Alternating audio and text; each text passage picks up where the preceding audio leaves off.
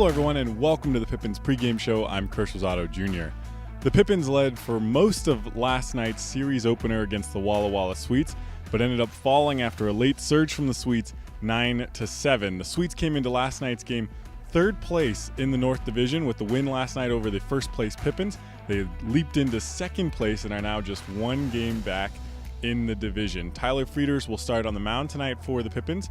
He's made 2 league appearances, both of them starts, and in both of those appearances, he has started off strong, cruised through most of his appearance, but had one blow-up inning in each appearance. He looks to keep the big inning at bay here tonight.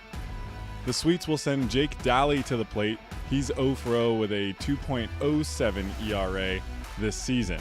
When we come back, I'll take you through what happened in last night's game, including a big long ball from Noah Williamson, right after this on the Pippins pregame show.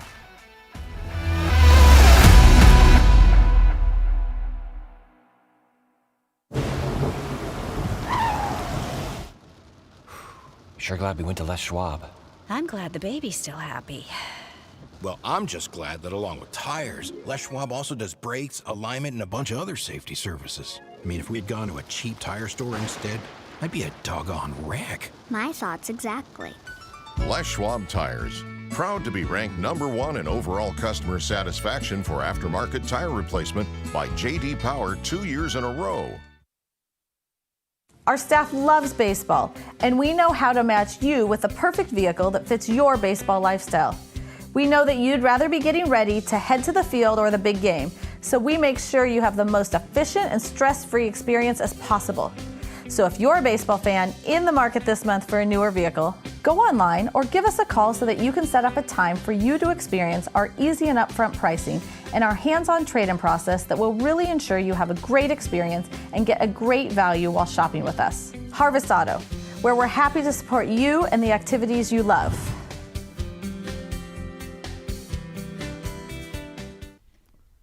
Welcome back to the Pippins pregame show. I'm Kirsch Rosado Jr. The Sweets took an early 1-0 lead in last night's series opener, but the Pippins responded, starting with 2 on and 1 out for Noah Williamson. Here's the 2-1. Lined hard the other way to right. It will bounce off of the wall, and Williamson will score Caballes from third. Lajoie hard charging all the way around to third, and Williamson with a stand-up double that bounces off the right field. Swings and misses. Here's the 2-1. Chopper left side. Lajoie will score from third. The throw goes to first, and Olsen put out on the RBI ground out. Behind him. Here's the 1-2. This one softly lined the other way. Here comes Williamson around from second. The throw goes to the plate. Not in time. Williamson scores. Mason Marenko takes the opportunity to go to second on the throw. So Pippins would add one more in the second, and the Sweets would make it interesting, getting back up to 4-3, heading into the bottom of the 6th inning. Noah Williamson again up to bat as the Sweets turn to Caden Kilber with 1 out and 2 on. Here's the 2-2. Inside, and he pulls that one deep to left, and it tucks behind the foul pole. It's a 3-run home run by Noah Williamson that gives the Pippins a 7-3 lead in the bottom of the 6th. There was no doubt it was going far enough, no doubt it was high enough. The only question was whether it would stay fair, and it just did as it curved behind the pole down there in left field, and Noah Williamson gives the Pippins a 7-3 lead here in the bottom of the 6th. The Pippins took their 7-3 lead into the top of the 8th inning, where Owen Wild was called upon after the quality start from Kirby Robertson. Owen Wild, though, walked 4 out of the 5 batters he faced. He was removed with the bases loaded after forcing home a run on the 4th walk and 1 out. Peyton Robertson, though, couldn't prevent the runs from scoring. Side with the bases loaded and 1 out. Here's the 0-1 from Robertson. Grounded to the right side. Fernandez gets to it. The spin. Can't get out of his glove. Throws to first in time to get Wetero for the 2nd out of the inning. A 2nd run scores for the Sweets. And it's 3 balls and 1 strike. Robertson threw the windup. Here's the pitch. Lined over the head of Alex Fernandez. It will bounce in right. Gerald gets to it. He will not be able to throw to home in time. Both runs score, and this game is tied in the top of the 8th, 7-7 after the 2-run base hit by Seth Ryberg. The Pippins failed to score in the final 2 innings, while The Walla Walla Sweets took advantage of some defensive miscues in the top of the 9th inning to take the lead. Welcome back to Yakima County Stadium, and the first error of the game for Connor Caballes as Cameron Butler was first pitch swinging, ground ball up the middle, and that went off the wrist of Connor Caballes. So here's the 3-1 from Robertson, bunted right back to Robertson, who throws to third. It's high, the tag not in time. Second base, big lead for the runner at second, Nation Wood. Lined back up the middle, it will drop. 1 run will score. Wood will come around. He had that big lead off of second, and 2-run score for the Walla Walla Sweets on the base hit by Parker Price to give them a 9-7 lead. This is the first time the Sweets have led this game since back in the top of the first inning. The Walla Walla Sweets walked away with a 9-7 victory in the series opener. When we come back, I'll take you through tonight's lineups right here on the Pippins pregame show. Stay connected and let Perry Technical Institute provide you with essential skills to take your career to the next level. Perry Tech offers 14 specialized programs, from instrumentation and industrial automation to medical technologies, agricultural and diesel equipment technology, and professional truck driving. In as little as 5 weeks, you could be on your way to a new rewarding career. Call Perry Technical Institute today at 509-453-0374 or visit perrytech.edu. What has not traveling this last year really cost us? How about our peace of mind? It's time for a change of pace. Time to put aside the stress of the last year and get a new perspective with Fly YKM. Take back the time you lost and save time for what really matters. It's time for Fly YKM. Fly faster. Fly safer. Visit flyykm.com and connect to over 88 cities today.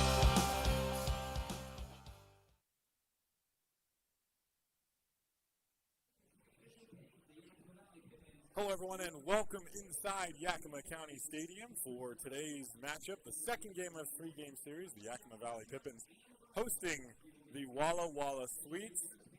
Last night, as you just heard, the Yakima Valley Pippins fell 9-7 in 9 innings against the Sweets. We'll see how tonight goes. Take you through tonight's starting lineups brought to you by the Yakima Herald Republic. For the best sports coverage in the Yakima Valley, subscribe to the Yakima Herald Republic, either in print or online. You can subscribe by calling 577-7755. The Yakima Herald Republic, they tell your stories. For the Walla Walla Sweets, leading off will be Paul Myro playing second base here tonight. Parker Price will bat second and play shortstop. Eli Payton will play third base and hit third. Justin Foles, the cleanup hitter tonight, plays right field. Colin Wetterow will play first base and bat sixth.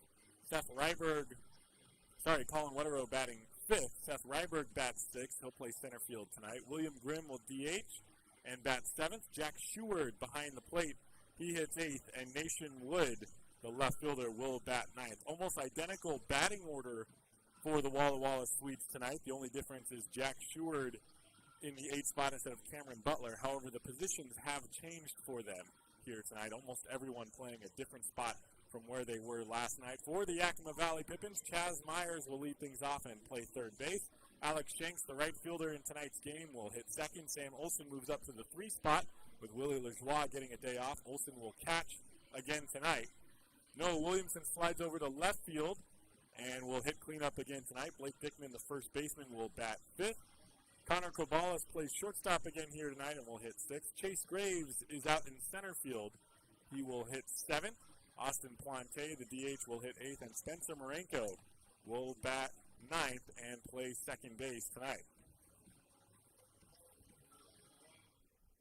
This is Chase Graves' first game batting anywhere other than the top of the lineup. He struggled in the last couple of weeks, so they're sliding him down, take the pressure off of him. Starting pitcher for the Yakima Valley Pippins is Tyler Frieders. Will be a sophomore at Yakima Valley College come fall time. Originally out of Billings, Montana. Stands 6'1", 180. Has made 2 league appearances. If you watched the pregame, I actually misstated. He made 1 start and 1 relief appearance. His first start, he went 4 innings, gave up 3 earned runs. He was solid through 3 innings and then gave up all 3 of those runs in the 4th inning of the second game against Corvallis on June 5th. Ended up taking the loss in that game. And then in the middle game of the Richfield series here in Yakima on June 12th, he came in to pitched the last 3 innings and actually earned the save despite giving up 3 runs because he pitched the last 3 innings of the game in which they won. That was the one that they won 17-9 that night, the Pippins did. So he takes the mound tonight. 7.71 ERA, 1.57 WHIP. Made 2 non-league appearances, 1 scoreless inning against the Northwest Star Nighthawks, and 6 innings. He got the start against the Cascade Collegiate League All-Stars, gave up 2 runs over those 6 innings, and ended up earning the win. Those stats, of course, don't count towards the overall season stats, but do show his performance in more recent games than the first 2. Here's the first pitch from Frieders to Paul Myro, taken low for a ball. Time of first pitch, 7:38 p.m.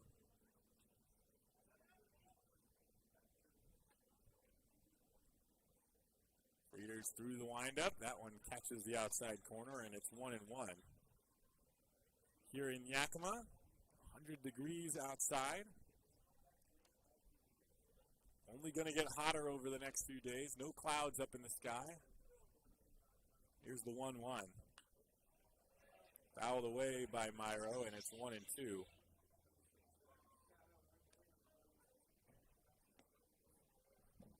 Temperatures expected to continue increasing over the next few days. Tomorrow night's game has been pushed back from 6 to 7 p.m.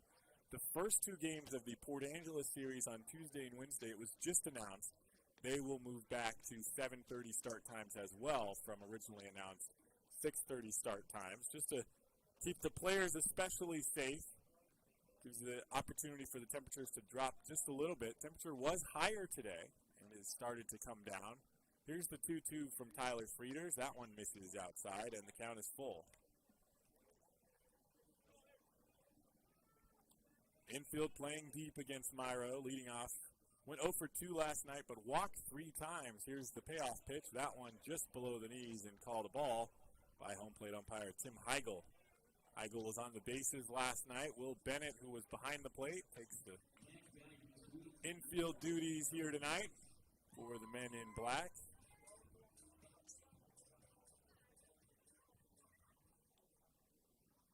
So here's Parker Price, who went 2 for 5 last night, including a leadoff home run in the top of the 6th inning. Solo home run that made the score 4-3 at the time. Swings at the first pitch he sees up high and misses for strike 1.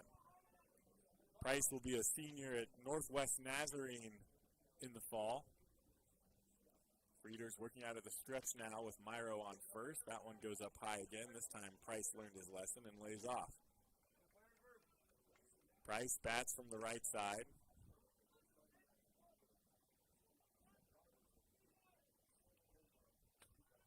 Myro, average lead over at first base, takes off. Up high, and he hits this one deep. Parker Price does. Noah Williamson back to the wall, leaps, it bounces off the wall. Myro was at second, now on his way to score, and Price into second with a stand-up double. And Myro scores from first on the hit and run for the first run of the game.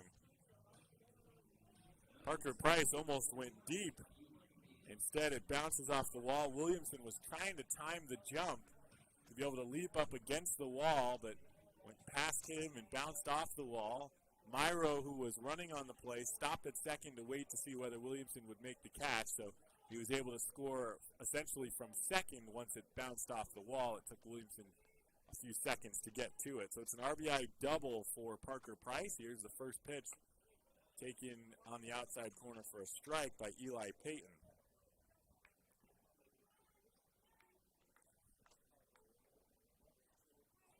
Two for 4 last night with a walk. Here's the 0-1, swing and a miss. And it's 0-2. The Pippins wearing their home whites here tonight. Mentioned last night that they were back in their preferred jerseys, the neon green tops and white pants, but they lost last night, so they're going with the whites and see if that will work for them. Payton goes down swinging for out number 1.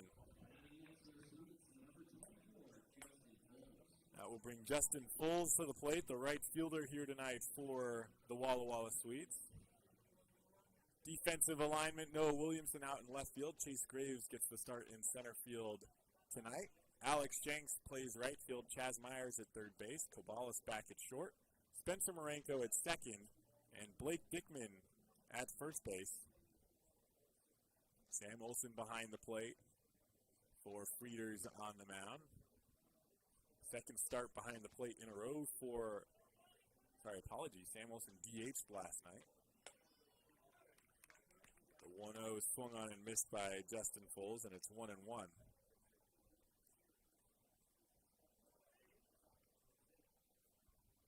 Justin Foles, the left-hander. Bats with Parker Price on second. One out. Here's the 1-1. Popped up out of play behind home plate, and it's 1-2. Foles went 1 for 4 last night. Scored 2 runs. Had an RBI as well.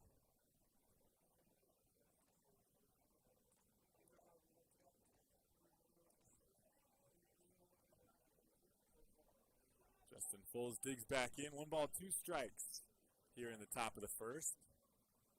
Frieders trying to limit the damage. Here's the 1-2. And Foles tried to stop his swing, but was already halfway through it. So he goes down swinging. It's the second strikeout in a row for Tyler Frieders after giving up a leadoff walk and the RBI double to Parker Price to start the inning. Kenny Johnson, again on ball boy duties here tonight, has added an extra accessory, the towel around the neck, fitting for the Heat in this one, though the Pippins dugout has been covered in the shadows since the start of this game. Not necessarily a significant difference between in heat between the shadows and the sunlight. First pitch misses for a ball. Home plate area in the shadows as well as the left field corner and parts of left center. They'll creep over the field as the night goes on. The 1-0, this one lined the other way, but will tail foul away, and it's 1-1.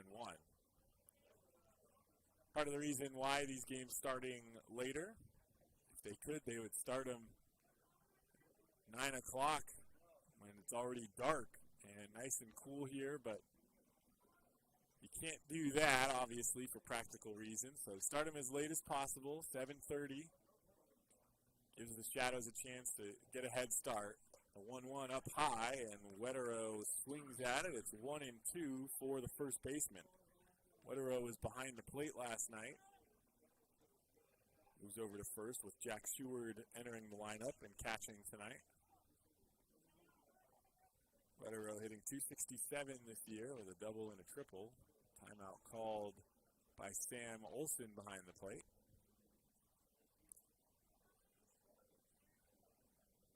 One ball, 2 strikes, and 2 outs for Colin Wetero. Frieders set. Here's the pitch. Lined into left. Noah Williamson, a few steps to his right, makes the catch for out number 3. So leadoff walk to Palmyro.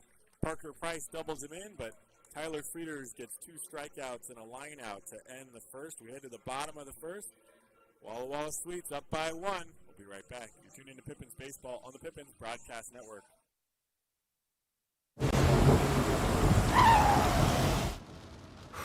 Sure glad we went to Les Schwab. I'm glad the baby's still happy. Well, I'm just glad that along with tires, Les Schwab also does brakes, alignment, and a bunch of other safety services. I mean, if we had gone to a cheap tire store instead, I'd be a doggone wreck. My thoughts exactly. Les Schwab Tires. Proud to be ranked #1 in overall customer satisfaction for aftermarket tire replacement by J.D. Power 2 years in a row. Our staff loves baseball, and we know how to match you with the perfect vehicle that fits your baseball lifestyle. We know that you'd rather be getting ready to head to the field or the big game, so we make sure you have the most efficient and stress-free experience as possible. So if you're a baseball fan in the market this month for a newer vehicle, go online or give us a call so that you can set up a time for you to experience our easy and upfront pricing and our hands-on trade-in process that will really ensure you have a great experience and get a great value while shopping with us. Harvest Auto, where we're happy to support you and the activities you love.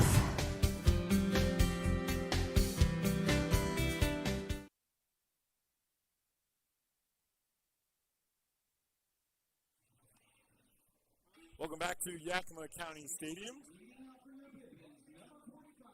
Walla Walla Sweets strike for one in the top of the first inning, just as they did last night. We'll see if the Pippins can respond here in the bottom of the first. Chaz Myers will lead things off for the Pippins.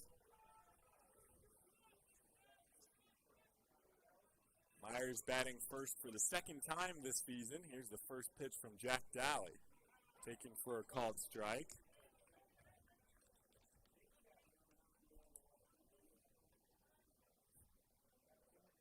Apologies, not Jack Daly, Jake Daly. The 0-1 fouled off of Chaz Myers in the box.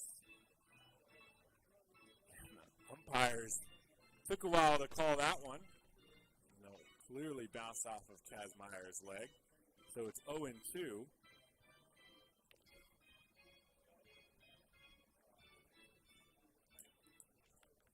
Daly has made 3 starts so far for the Walla Walla Sweets in league play, 2.07 ERA in 13 innings pitched. Has not earned a decision thus far, as Myers calls time in the batter's box. He's walked 4 and struck out 10. Be a junior at the College of Southern Idaho in the fall. Chaz Myers back in. Here's the 0-2 from Daly. Outside corner, taking strike 3.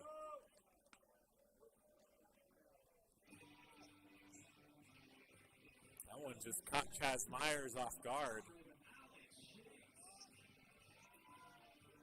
Looked well over the plate with a little bit of room to spare on the outside edge, but Myers didn't think so. First pitch swinging as Chaz Myers lifts this one into left towards the line. It will bounce fair, and Alex Shanks with a base hit. Late decision to go to second, slides in, and he has himself a double with 1 out in the bottom of the first. Took him a couple seconds to decide whether he was going to go or not. But it ended up working out for him. Slides head first into second, and here's Sam Olson hitting .417.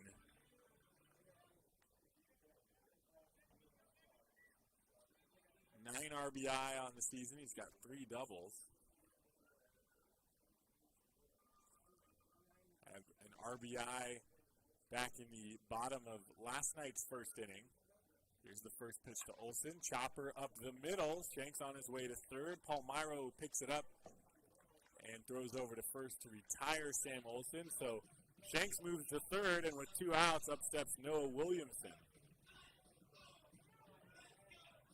They were playing Sam Olson. Palmyro was right about at second base, or behind the bag, playing up the middle, and that's exactly where Olson hit it.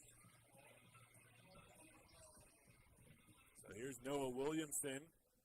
Take you back to last night, who doubled off the wall in right field in his first plate appearance, and then later on in the bottom of the 6th inning, hit a 3-run home run to left field. That ball left his bat at 113 miles per hour. He absolutely lasered that one over the left field wall and tucked it right behind the foul pole. Back here tonight, 1-0 count. Taken for a called strike, and it's 1-1 for Noah Williamson.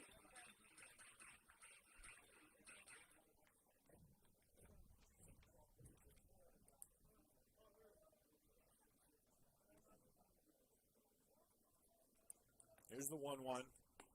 Big swing, but he misses, and it's 1-2.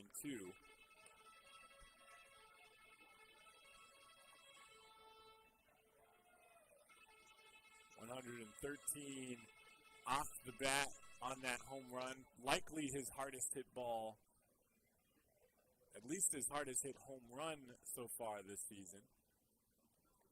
And I don't have league-wide numbers, but definitely would rank up there. The 1-2 up high, and he swings through that one. So it's 2 strikeouts in the inning for Jake Daly, who allows a double to Alex Shanks. He gets moved over to third on the ground out by Olson.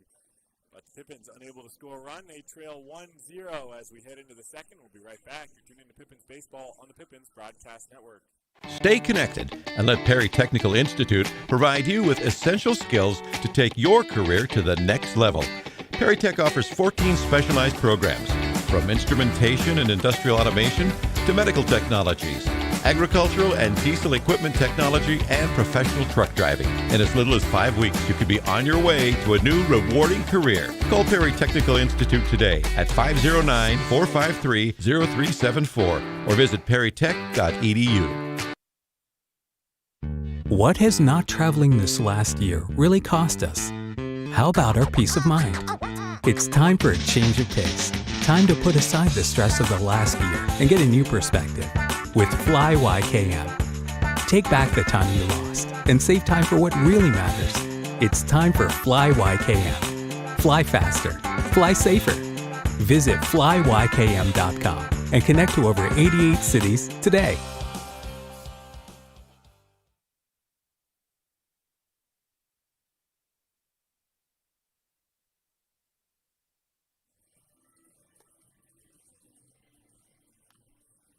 Welcome back to Yakima County Stadium for the top of the second inning. The Walla Walla Sweets on top, 1-0 in the early part of this game.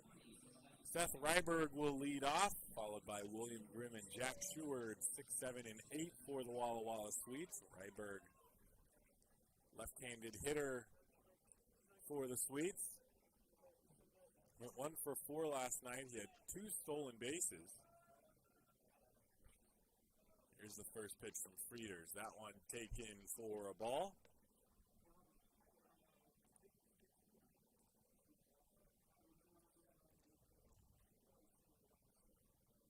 Frieders through the windup. Here's the 1-0. That one catches the strike zone, and it's 1-1 for Ryberg, hitting .229 on the year.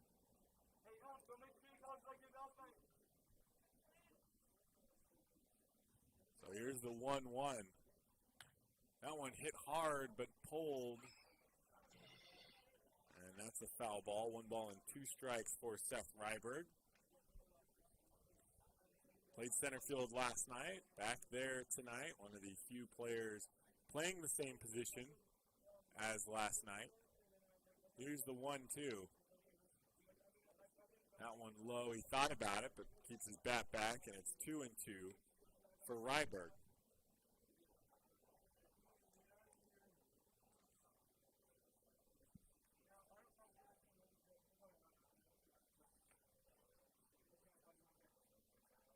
Here's the 2-2. That one up high, and he goes after it, and that's the third strikeout of the game for Tyler Frieders. First out here in the top of the second.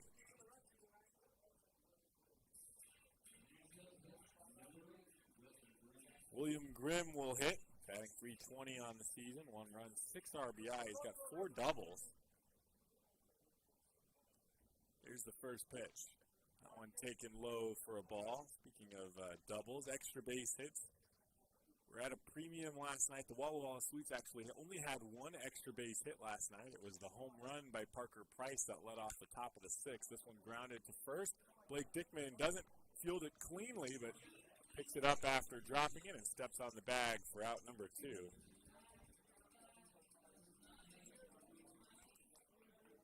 Dickman, Olson and Michael Carpentier Jr. will likely see work both behind the plate at first and DHing at times, potentially some work at third base as well. Here's the first pitch to Jack Sheward. Did not play last night. Takes the first pitch for a called strike. He's 1 for 17 in league play, but does have 6 walks. Here's the 0-1. That one catches the outside corner, and Frieders ahead quickly 0-2.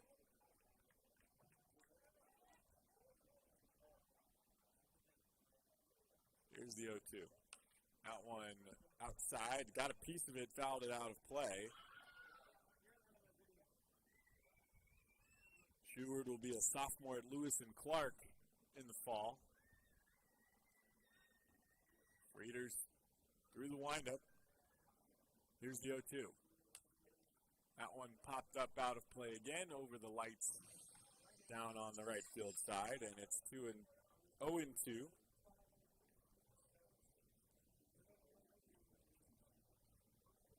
On deck is Nation Wood, represents the bottom of the order for the Walla Walla Sweets. Here's the 0-2 again. They go outside, and Sheward lays off, so it's 1-2.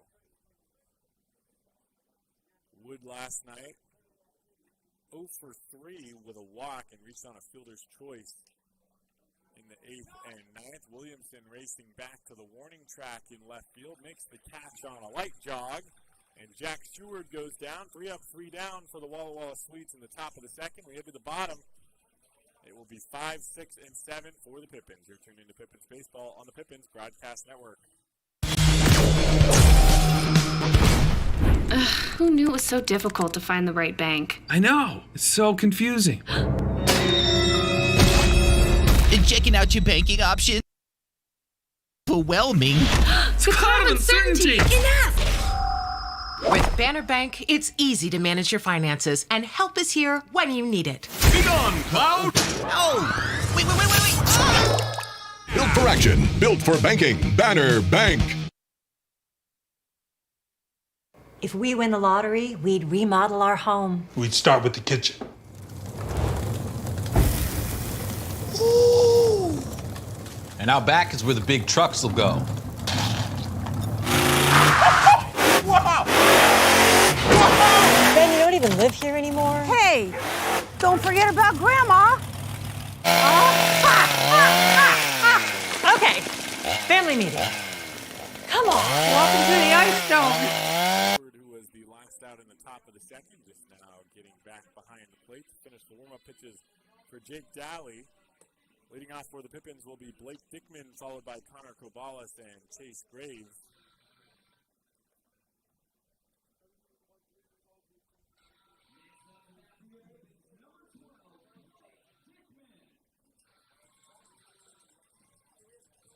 Dickman last night came on after Willie Lajoie was pinch ran for in the bottom of the 8th inning.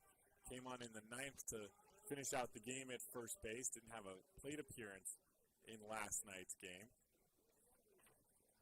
Played the second and third games of the Ridgefield series.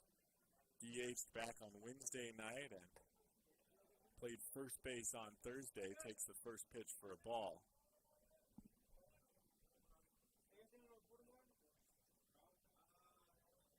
Here's the 1-0 from Daly. That one, a blooper into left field, and Blake Dickman will take it. It's a leadoff base hit here in the bottom of the second. That one sounded awkward off the bat. Looks like it was in on the hands. Not sure if it broke the bat. I only see one piece. Definitely not a clean hit, but hey. Dropped in for a base hit, so the Pippins will take it to start the bottom of the second. Here's Connor Caballes, hitting .227 on the season with 7 walks. He was 1 for 4 last night with a walk. Scored twice.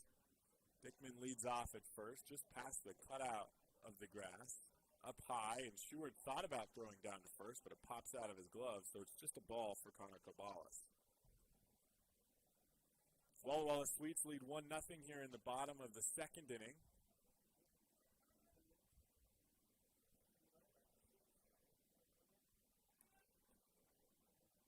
Daly and Stewart getting on the same page here.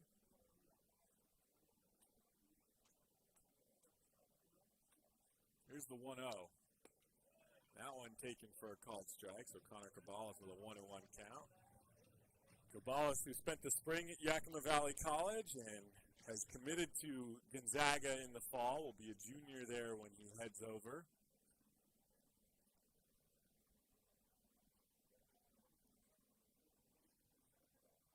Long set. Here's the 1-1 from Daly. That one misses up high.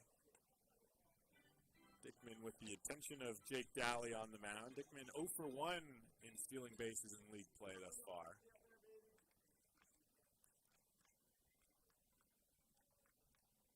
Here's the 2-1. Popped up by Connor Caballes. It will tail foul, and it's 2-2. Yakima Valley College, where head coach Kyle Crustangel coaches, so a number of their players on this team this summer. But one of the things that Crustangel and his staff, all the coaches here with the Pippins, take pride in is getting guys to transfer to four-year universities. Caballes checks his swing, he skips off of Jack Stewart. They'll check with Will Bennett in the middle of the field, who's trying to cover the play at second. And he agrees that Connor Caballes did not swing, which, I mean, was correct. I don't know what Jake Daly is upset about. Caballes did not swing at that. It is 3-2, and Dickman moves over to second on the pass ball.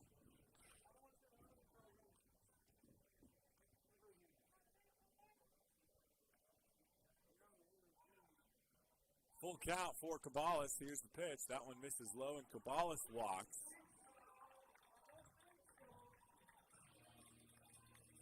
Daly was upset that Caballes was not rung up on that check swing, but the knob of his bat really didn't even pass the front shoulder for Caballes as he went forward with the swing, and the barrel stayed pointed back towards home plate umpire Tim Heigl the entire way.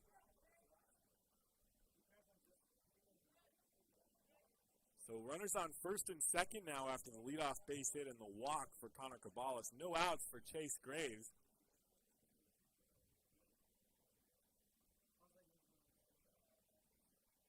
Has been trending in the right direction, just looking for that one big hit. And this would be a great time to do it, down by one here in the bottom of the second, to put his team back on the map. Takes the first pitch for a called strike.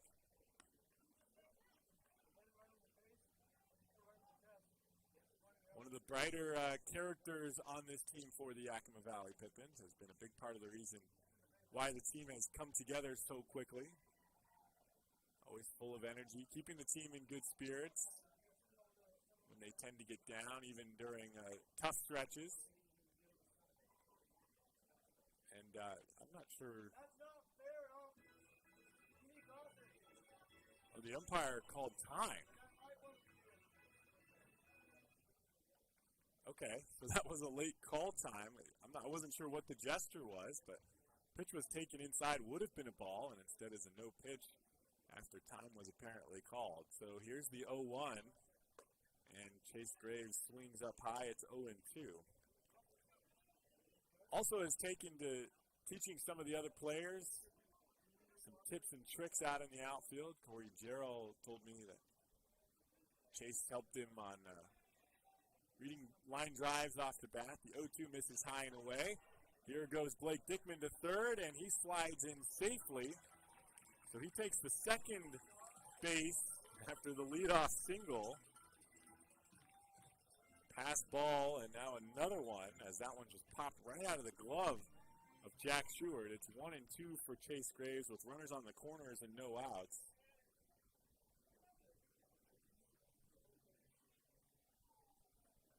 Here's the 1-2. And breaking ball, he looked at it but called the ball.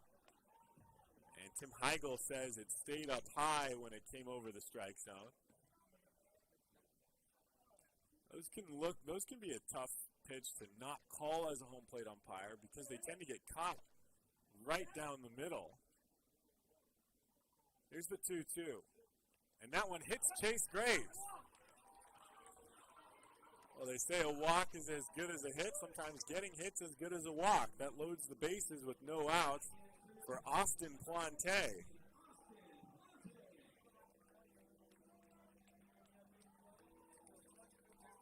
Talked about it during the Ridgefield series. Austin Plante started the season with a little bit of a tough stretch, but he was dealing with some ailments from during the college season that had carried over. He never really had time to heal them up.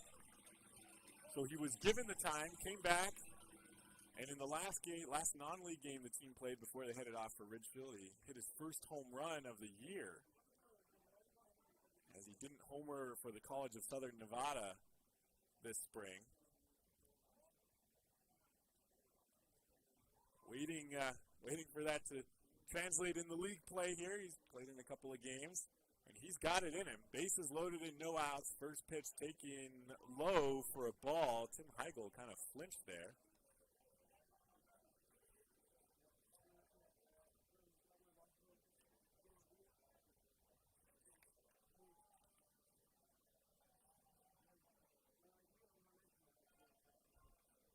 Here's the 1-0 from Daly. Swung on and missed, and it's 1-1. Plante played in the series opener in Ridgefield, in which the Pippins won 10-1. He went 1 for 4 that day with a walk and a base hit. Scored a run in that game as well. Dally set. Here's the 1-1 inside, and Plante scoots back. It's 2-1. Plante the DH here tonight.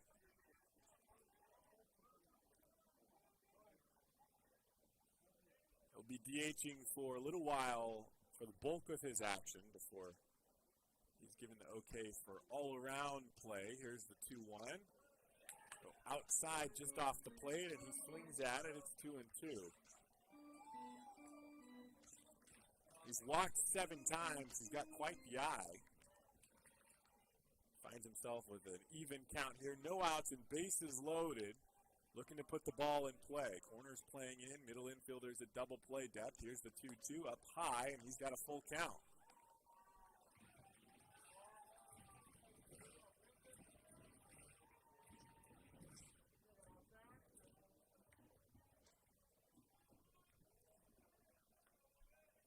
Full count, no outs. Here's the payoff pitch. And he swings and misses for out number 1. Dally now 3 strikeouts on the day here in the bottom of the second. Leadoff base hit by Blake Dickman, a walk to Connor Caballes, and hit by a pitch for Chase Graves. Loaded the bases with no outs. Austin Plante just struck out swinging. Here's Spencer Marenko. We'll give things a try with 1 out and the bases loaded. Top of the order after him if we get there. Here's the first pitch to Marenko. That one misses, and it's ball 1.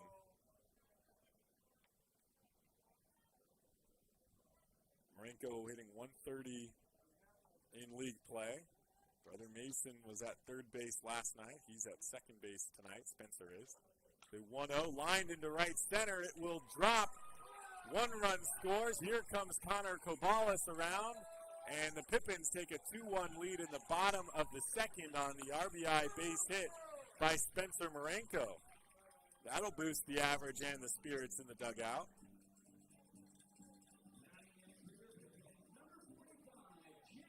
Not trying to do too much with it. Took that outside fastball the other way into right center. Even if that ball gets caught, Dickman with a little bit of speed at third base on the line drive. Could have had a good opportunity to tag and score, but it does drop, and so Caballes is waved around from second as well. Runners on first and second. Graves on second. Marenko on first for Chaz Myers, who takes the first pitch for a called ball. Graves, lover of fun, out at second. Waves his arms back and forth, trying to catch the attention of Jake Dally. Looks like he has it. Long look back at second. Here's the 1-0. That one misses inside. As long as he keeps throwing balls, Chase Graves will keep doing what he's doing. Whether or not it's having an effect is irrelevant. Timeout called as Dally ties his cleats up for the second time in this inning. Chaz Myers struck out looking on 3 pitches back in the first inning. Bats here with a 2-0 count in the bottom of the second. Pippins just took a 2-1 lead on the 2-run hit by Spencer Marenko. Here's the 2-0. Grounder left side past the third baseman, but Parker Price gets to it. 1 hops first base. Chaz Myers beats it out easily as Price made the throw on the run and didn't put a lot of juice behind it. So the base is loaded again, this time with 1 out for Alex Shanks.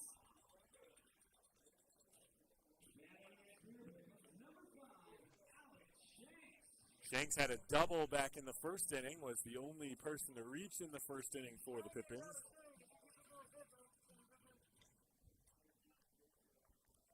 Graves on third, Spencer Marenko on second, Chaz Myers on first. Plenty of speed out on the bases. Let's see what Shanks is able to do. Takes the first pitch for a strike. Shanks with 3 doubles and a triple in league play has used this ballpark's dimensions to its fullest advantage. Here's the 0-1. Up high and misses for a ball. Actually, 4 doubles and a triple with the double earlier this game.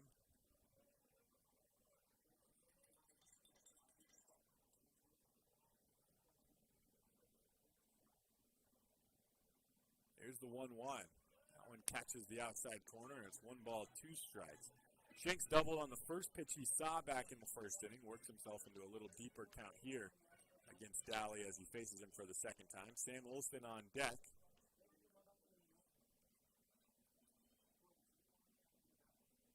Here's the 1-2.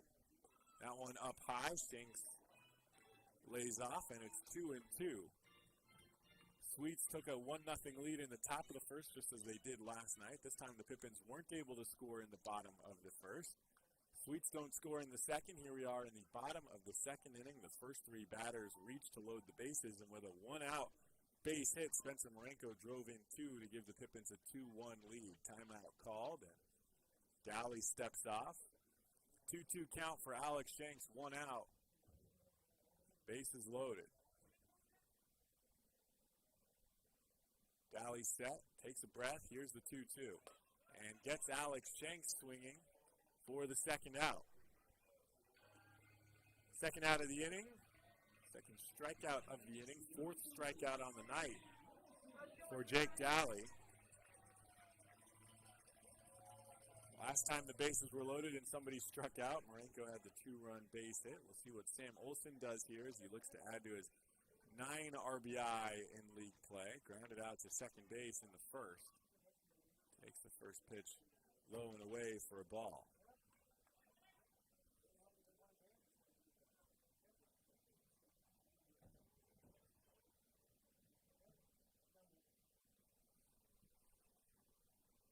Here's the 1-0.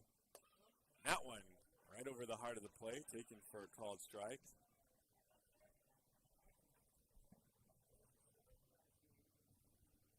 Olsen, originally out of Eugene, Oregon, plays at the University of Oregon. Here's the 1-1. Grounder right back up the middle, potential double play ball, not needed. Parker Price flips to second, Paul Myro on the bag, and that's the 3rd out, as there were already 2 in the inning. So Sam Olsen grounds out for the second time tonight. And the Pippins score 2 to take a 2-1 lead. We'll be right back with the 3rd. You tuned into Pippins Baseball on the Pippins Broadcast Network. Who knew it was so difficult to find the right bank? I know. It's so confusing. Checking out your banking options? Oh, sounds overwhelming. It's a cloud of uncertainty. With Banner Bank, it's easy to manage your finances, and help is here when you need it. Be gone, Cloud! Oh! Wait! Ah!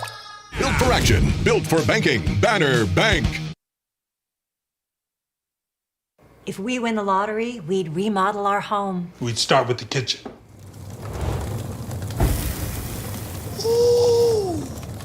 And out back is where the big trucks will go. Wow! Ben, you don't even live here anymore? Hey, don't forget about Grandma. Okay, family meeting. Come on. Welcome to the Ice Dome. Leaders waiting on Sam Olsen to get dressed, as he was the last out of the bottom of the second inning for the Pippins. Pippins just took a 2-1 lead in the bottom of the second. Tonight's 3rd inning is brought to you by Yakima Pediatric Dentistry, located at 3909 Creekside Loop in Yakima. Yakima Pediatric Dentistry offers specialized care for infants, kids, and teens in a safe, fun environment for children as they begin their lifetime journey to maintain a healthy smile. The Marenko family certainly enjoying watching the brothers Mason and Spencer play this summer. Have gotten opportunities to play together. Mason played last night. Spencer tonight. And Spencer Marenko with the 2-run single with the bases loaded and 1 out in the bottom of the second gives the Pippins their first lead of today's game. Tyler Frieders continues here in the 3rd inning. He'll face 9-1-2. Nation Wood will lead things off for the Sweets. Here's the first pitch. That one misses low.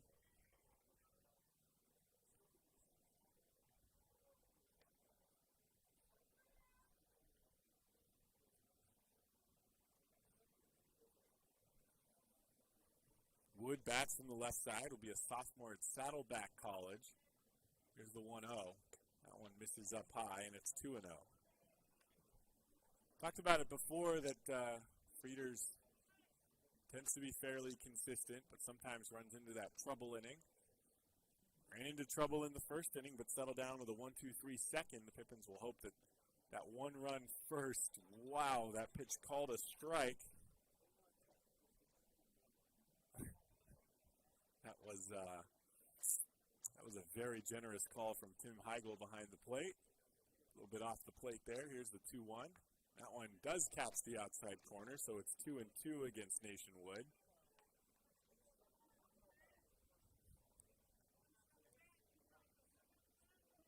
As I was saying, the Pippins coach is hoping that one-run inning in the first was his trouble inning, and maybe he's got it out of the way. Here's the 2-2. Popped up, shallow left. Noah Williamson charging in, dives, and makes the catch. And at this point, Noah Williamson just makes diving catches in the outfield look routine. Yet another one for him to lead off here the top of the third inning to retire Nationwood.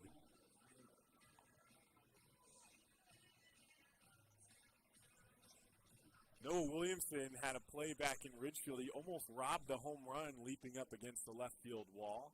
Popped in and out of his glove. But other than that, has just been stellar out, whether he's playing center or left field.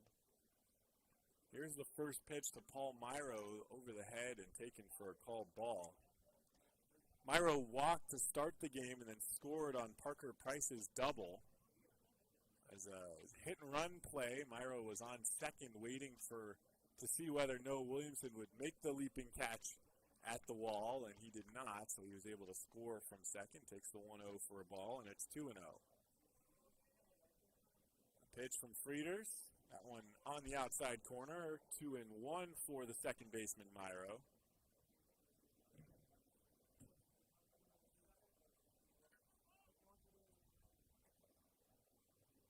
Here's the 2-1. And that one over the head of Myro again.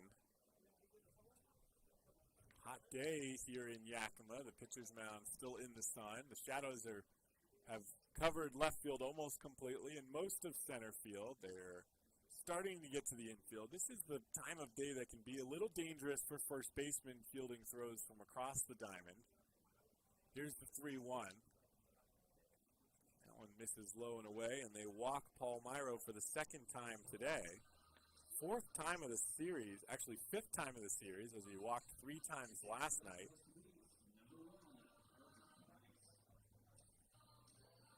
So here's Parker Price, who had the RBI double back in the top of the first inning.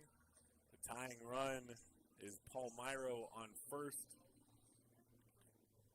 Price, who had the solo home run in the 6th inning, also had a 2-run base hit in the top of the 9th inning that drove in the 8th and 9th runs for the Walla Walla Sweets. That ended up being the decisive runs in that game. First pitch called strike to Parker Price. A home run last night for Price was his first extra base hit of the season. Hitting 300 on the season with his double in the first inning. Taking off is Myro. Olsen throws down to second, and the throw just late as Paul Myro swipes the bag. Parker Price took for a called ball.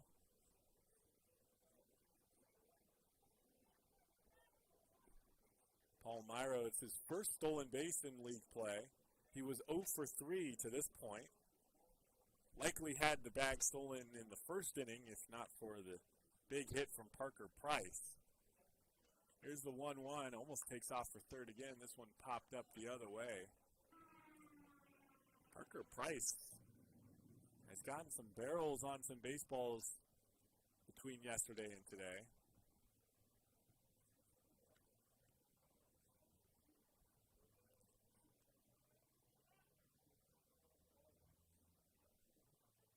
Paul Myro stands on second. 1 out here in the top of the 3rd inning. Pippins lead 2-1. Here's the 1-2. Grounded the other way. Spencer Marenko to it. The throw to first on target. And that's the 2nd out of the inning.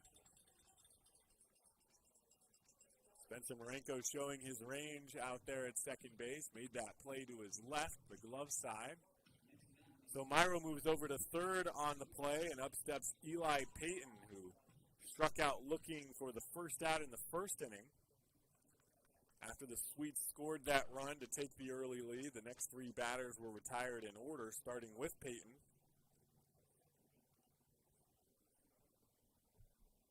Here's the first pitch. Checks his swing. They ask Will Bennett, and he says he did go around, so that's the first strike to Eli Payton.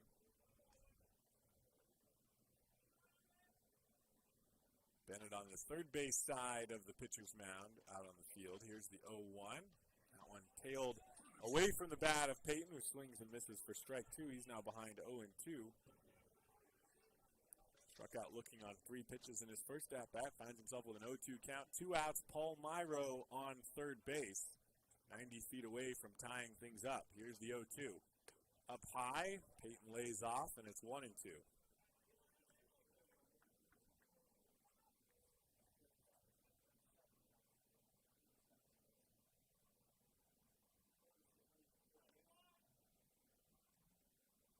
There's the 1-2.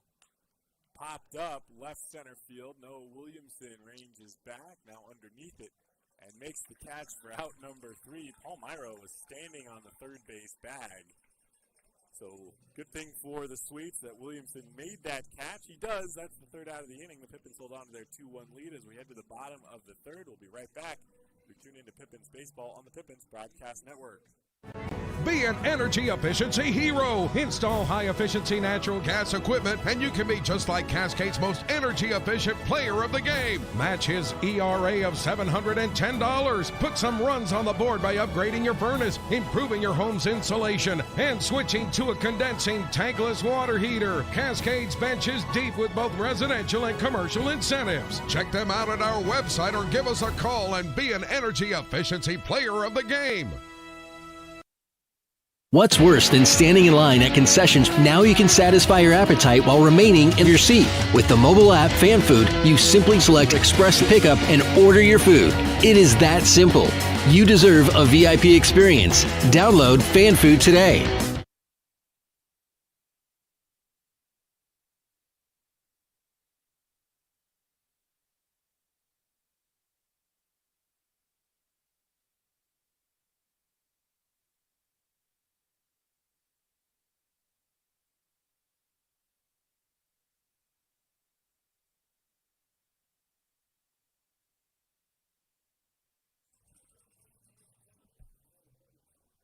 Welcome back to Yakima County Stadium as Noah Williamson leads things off here in the bottom of the third inning. First pitch swinging and skyrockets this one to left.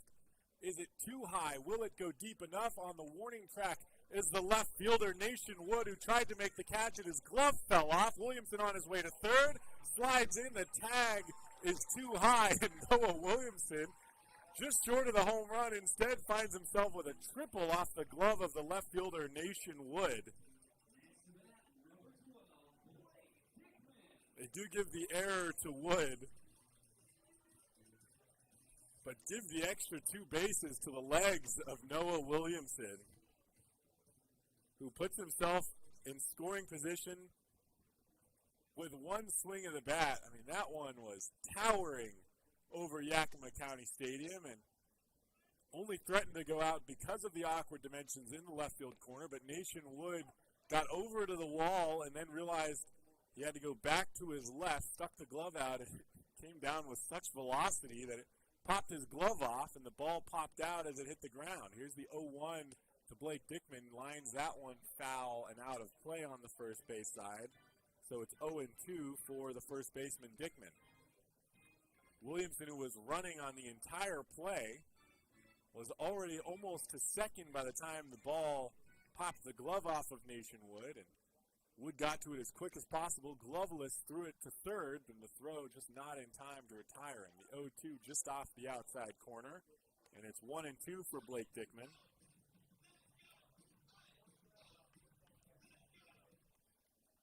So Noah Williamson on third with no outs, and Blake Dickman bats with a 1-2 count.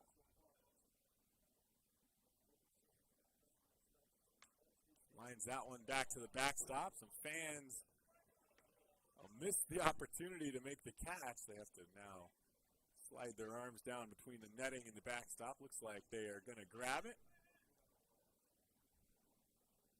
So still 1 and 2 for Dickman. Singled the lead off the bottom of the second. Fouls that one back to Connor Caballes on the on-deck circle, who tosses it to Kenny Johnson, delivering the next batch of baseballs to home plate umpire Tim Heigl. Johnson gets plenty of cardio in during these games. Thankless job. 1 ball and 2 strikes for Blake Dickman with Williamson on third, no outs. The pitch lined again the other way, bounced off the PA speaker pole right above the Walla Walla Sweets dugout. So the count remains 1 and 2. Pippins took a 2-1 lead in the bottom of the second inning as Dickman led off with a base hit. Connor Caballes walked, and Chase Graves was hit by a pitch. Two of those runners, Dickman and Caballes, scored on the base hit by Spencer Marenko. Here's the 1-2. Line to right. This will be in play. Justin Fulls will make the catch. Williamson tags. The throw is high and will go over the head of the catcher. So Noah Williamson, who put himself on third after the error by Nation Wood, tags up to score on the line out by Blake Dickman. And the Pippins now lead 3-1. Up steps Connor Caballes. Take you back to last night. Caballes getting it done all around the field. In the top of the fourth, made a leaping catch to end that inning. In the bottom of the second, he hit a pop-up to shallow center field that was dropped by the second baseman, scoring Alex Fernandez to give the Pippins a 4-1 lead at the time. And then Alex Fernandez and Caballes teamed up in the top of the sixth inning to turn a double play. Caballes, with some smooth hands out at shortstop, did make a rare error in last night's game. Here's the 1-0. Fouled off, and it's 1-1. Walked back in the bottom of the second inning. Came around to score the second run of the game for the Pippins. Pippins lead 3-1.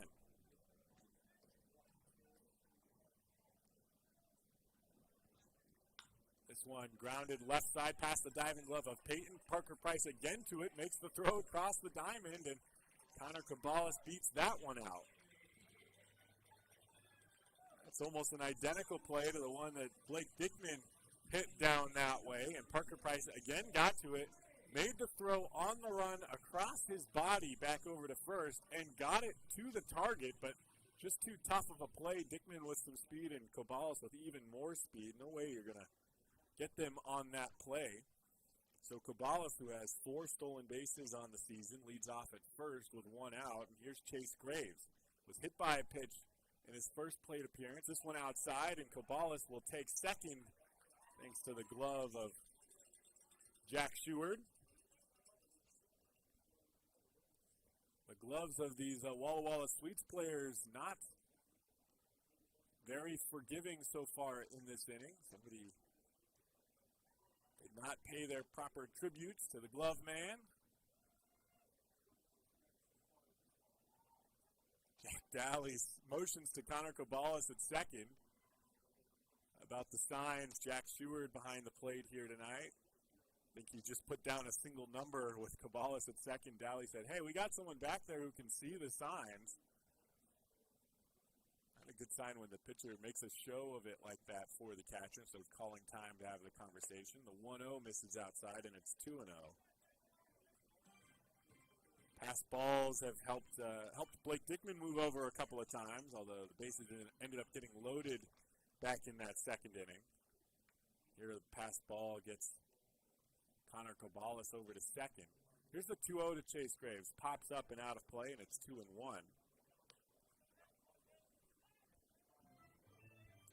Chase Graves with 1 double, 1 triple, and 1 home run on the season.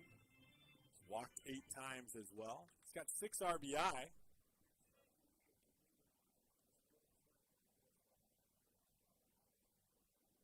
Here's the 2-1. And that one, I'm not exactly sure what that did. I guess Chase Graves missed it.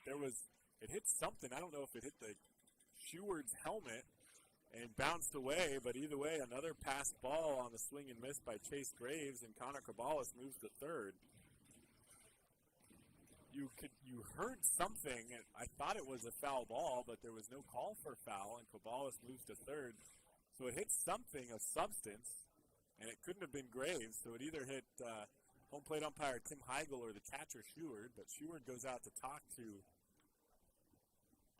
Daly, and maybe they just weren't on the same page. The infield comes in with Caballes on third, 2-2 count, 1 out. Just off the outside corner, and the count is full for Chase Graves. There's a little bit of confidence out there, a little bit of a strut in his walk as he steps out of the batter's box after taking the 3-2. Full count for Graves. Let's see what he does with 1 out. Daly's set. Here's the pitch. Fouls that one off.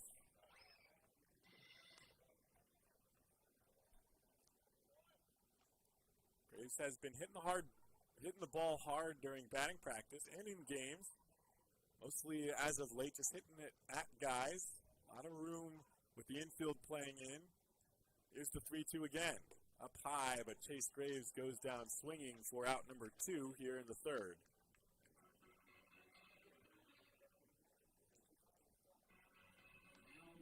That's the 5th strikeout of the game for Jake Daly.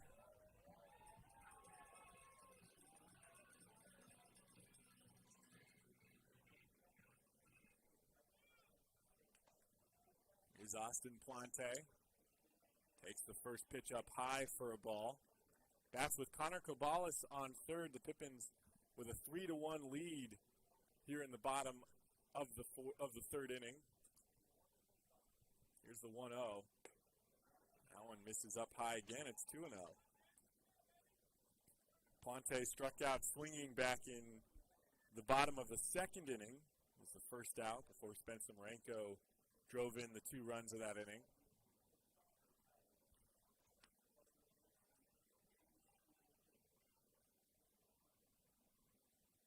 Here's the 2-0. Out in front of it, swing and a miss, and it's 2-1 for Plante.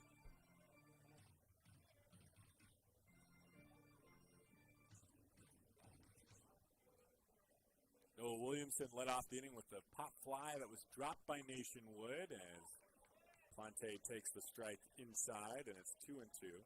Scored on the sacrifice fly by Blake Dickman. Connor Caballes singled after him, moved to second on a pass ball, then to third on a pass ball, and he stands there now with 2 outs here in the bottom of the third. The 2-2 popped out of play by Austin Plante. Plante, the DH tonight. Played at the College of Southern Nevada. Will head to Washington State University in the fall. Yakima Valley pit stop on the way. Here's the 2-2. And they get him down low. He goes after it, and he goes down swinging for the second time tonight. 6th strikeout of the game for Jake Daly, and that takes us to the 4th inning. Pippins add 1, make it 3-1. We'll be right back. You're tuned into Pippins Baseball on the Pippins Broadcast Network.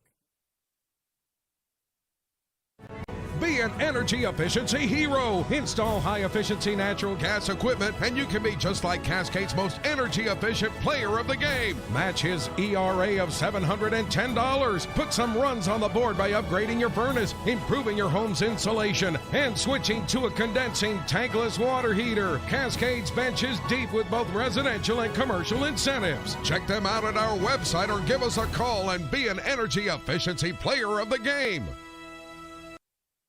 What's worse than standing in line at concessions? Now you can satisfy your appetite while remaining in your seat. With the mobile app Fan Food, you simply select Express Pickup and order your food. It is that simple. You deserve a VIP experience. Download Fan Food today.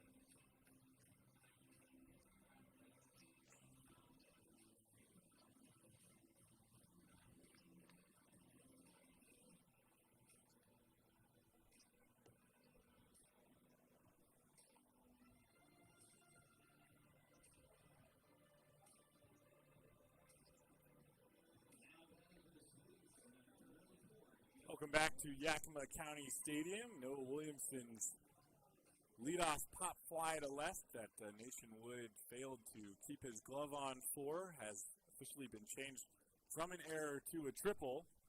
So Williamson tripled to lead off that inning, scored on the sacrifice fly by Blake Dickman. So 3 earned runs for Jake Dowley through 3 innings of work thus far. First pitch swinging was Justin Fulls, and Chase Graves ranges back to make the catch over his shoulder for a quick out number 1. Graves, along with a good potential with his bat, when he puts it all together, can really hit and make some things happen with his legs as well, is also a great defensive choice for the Pippins, part of the reason he's made most of the starts for the Pippins in center field. Him and Williamson have split the bulk of the work. Chase Graves has only played center field for the Pippins this season. The first pitch taken for a called strike by Colin Wetterow. Fulls led off the inning. Here's Wetterow and Ryberg behind him.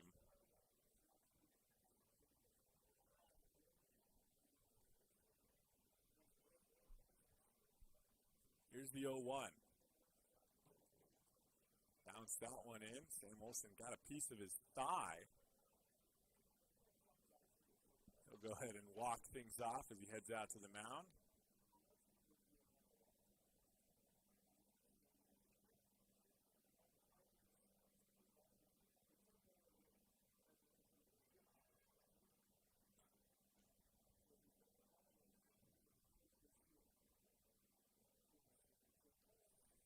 Olsen now makes his way back behind the plate. Caught him on the inside upper thigh area. Colin Wetterow with a 1-1 count.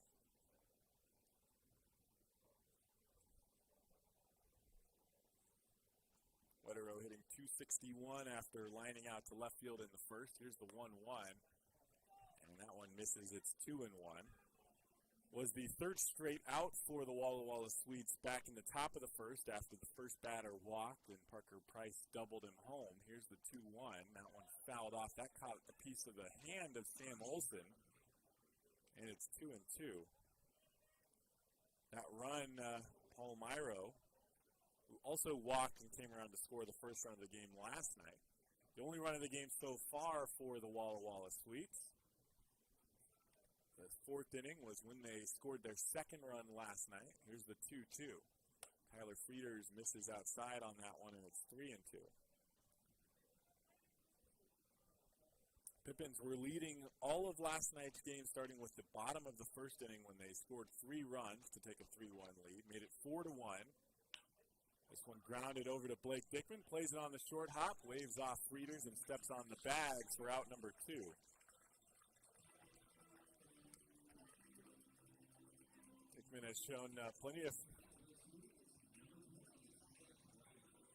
of comfort out at first base, joking around with Sam Olsen behind the plate. Got into a squat and put his knees together. Said, "Keep the legs closed, Sam. Maybe you'll have some better luck." They were joking back and forth with each other. Here's Seth Ryberg. That one away. And it's 1-0. Pippins were leading 4-1, and the Walla Walla Sweets made it 4-3 with runs in the 4th and 6th before the Pippins added 3 more in the bottom of the 6th. Looked like they had maybe put things away as they made it 7-3 at that point last night. Ryberg takes strike 1, and it's 1-1. But then a 4-run 8th inning started by 4 out of 5 batters walking to start the 8th inning against Owen Wild. Tied things up in that game. This one shallow center. Chase Graves giving chase. Williamson with the dive, but it bounces out in front of him. Safe play to dive on with Chase Graves right behind him. That ball drops, though, and it's a base hit for Seth Ryberg. 2 outs here in the top of the 4th inning. William Grimm will bat. He grounded out to Blake Dickman back in the 2nd inning. Grimm bats from the left side.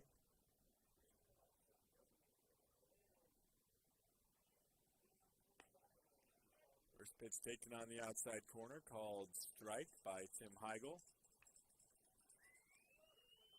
Frieders gave up the 1 run in the first inning. Set the Sweets down in order in the second. One batter reached on a walk in the third, and one batter reached here so far in the fourth as William Grimm takes strike 2, and it's 0-2. Some activity down in the Walla Walla Sweets bullpen. It looks like Noah Cerna getting warm. Lined down the first base line, it just bounces foul.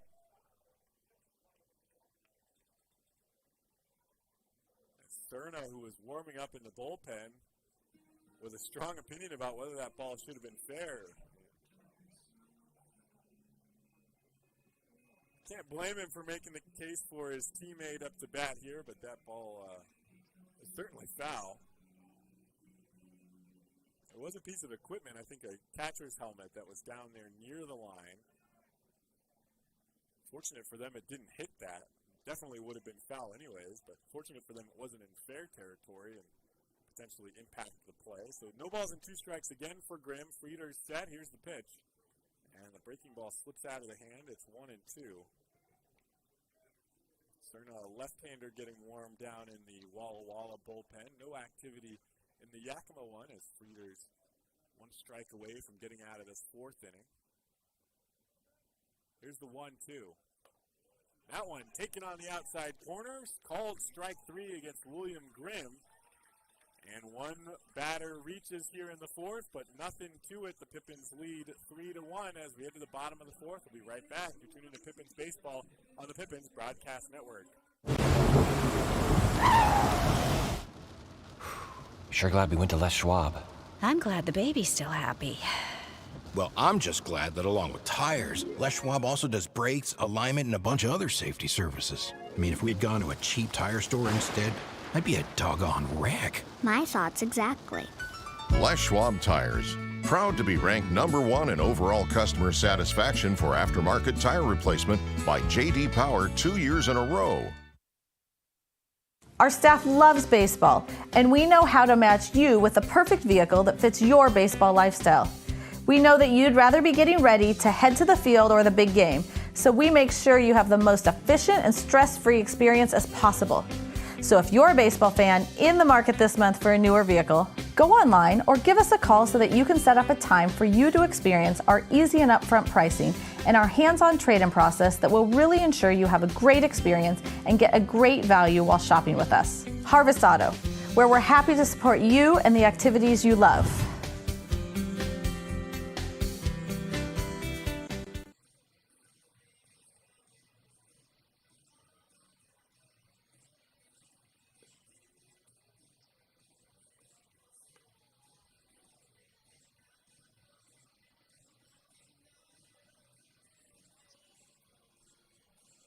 Welcome back to Yakima County Stadium as Noah Cerna gets warmed up on the mound for the Walla Walla Sweets. Left-handed pitcher from Missouri Valley College.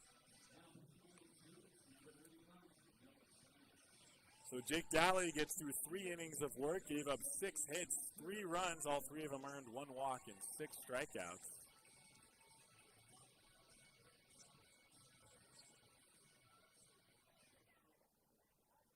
Leading off for the Pippins will be Spencer Marenko, who had the 2-run base hit back in the bottom of the 2nd inning. It's 9-1-2 for the Pippins here in the bottom of the 4th inning. They lead 3-1. Here's the first pitch from Cerna. That one, slider misses low and inside, and it's 1-0.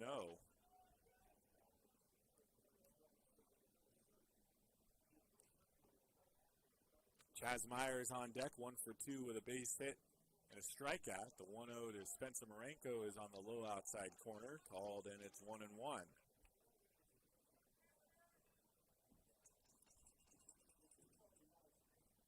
Marenko, who had the 2-run hit, also a great play out at second base, making the play on the run to his left.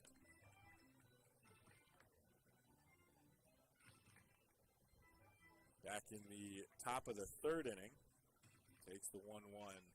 For a ball, and it's 2-1. Cerna works out of the windup here with nobody on. Here's the 2-1. That one breaks inside too early, and the count is 3-1.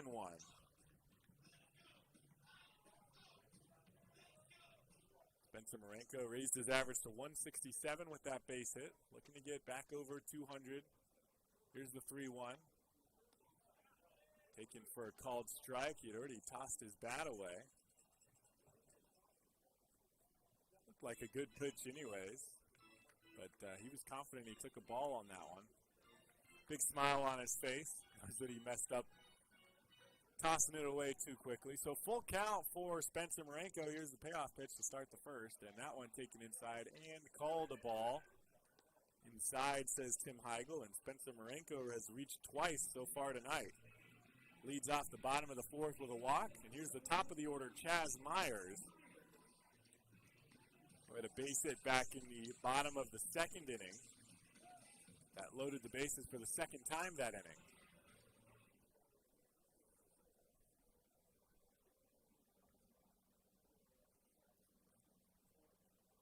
Cerna now works out of the stretch with Marenko on first. The lefty will keep Spencer close. First pitch taken for a called strike by Chaz Myers. Marenko has not attempted to steal a base here in league play so far this year.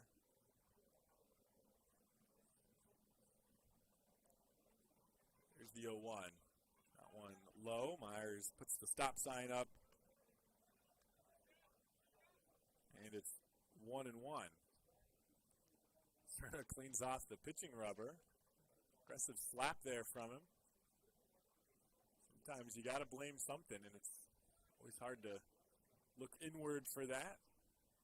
Certainly the dirt-covered pitching rubber, an option. The 1-1 taken on the inside corner for a strike, and it's 1-2.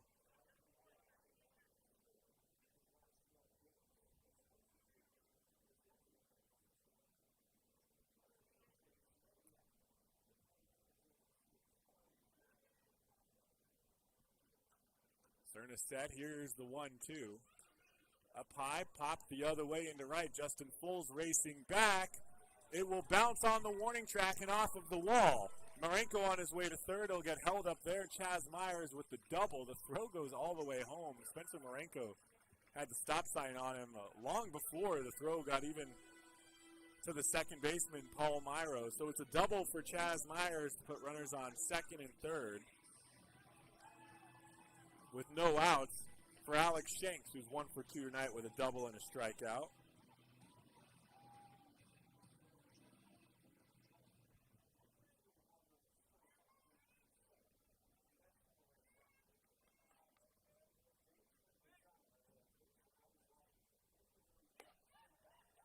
First pitch misses up high for a ball.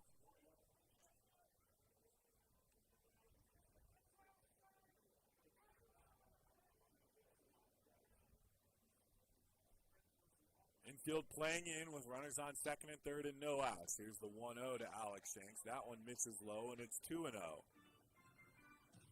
Samuelson on deck without a hit so far tonight. He's due for one.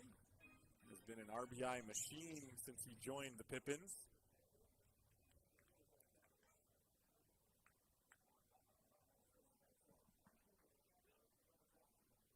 And now Sheward out to have a chat with Cerna on the mound.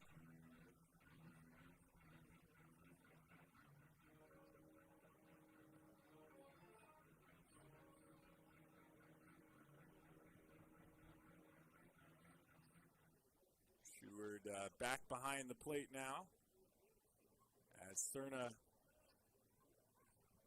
ready. Works out of the windup with runners on second and third. Here's the pitch to Shanks. Swing and a miss, and it's 2-1.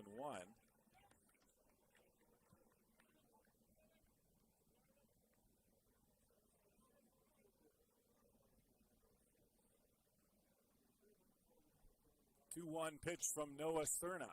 That one misses up high, and Shanks ahead 3-1.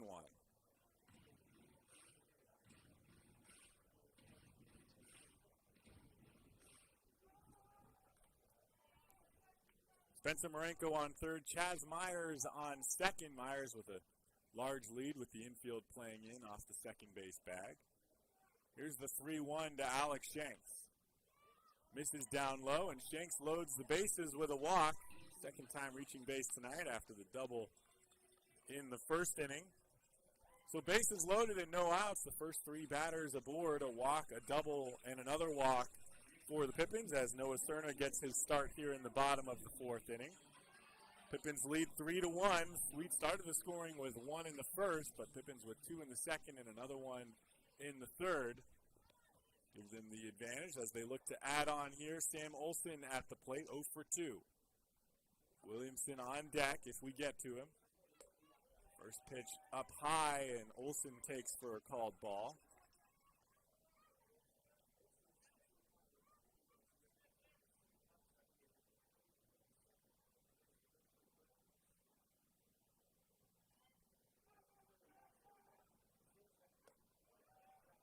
The 1-0 taken for a ball as well, and it's 2-0.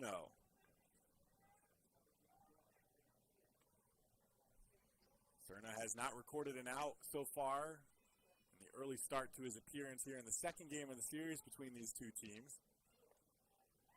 The 2-0 misses inside, and it's 3-0, in danger of issuing his third walk of the inning.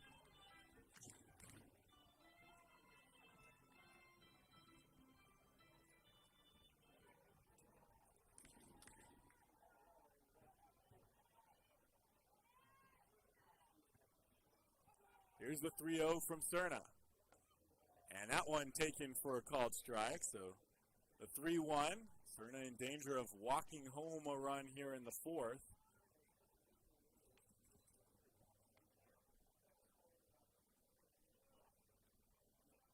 The 3-1.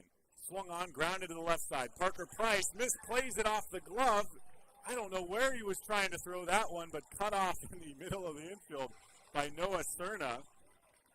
And Chaz Myers dives back onto third base. So everyone move up a bag on the error by the shortstop. We'll see if it gets credited as an error or a base hit for Olsen. One run scores, and the Pippins up 4-1.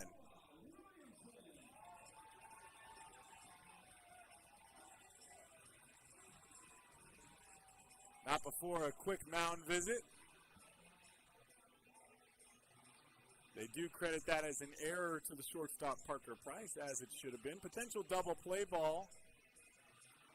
Would have scored the run nonetheless, but instead, bases loaded for Noah Williamson.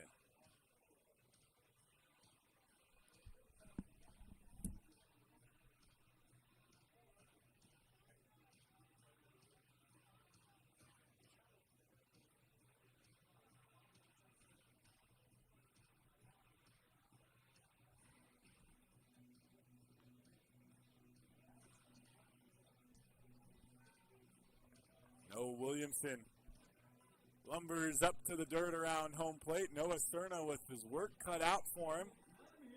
Leadoff walk to Spencer Marenko, who also had the two-run base hit that gave the Pippins the lead back in the bottom of the second inning. Chaz Myers doubles, put runners on second and third. Alex Shanks walks, and Sam Olsen reaches on the error by Parker Price. First pitch swinging is Noah Williamson, grounded over to Price. This time he fields it clean to second, but over to first. They get the out at second, but Noah Williamson with the legs beats out the double play. So one out as Williamson reaches on the fielder's choice that drives in Chaz Myers, and the Pippins now lead 5-1.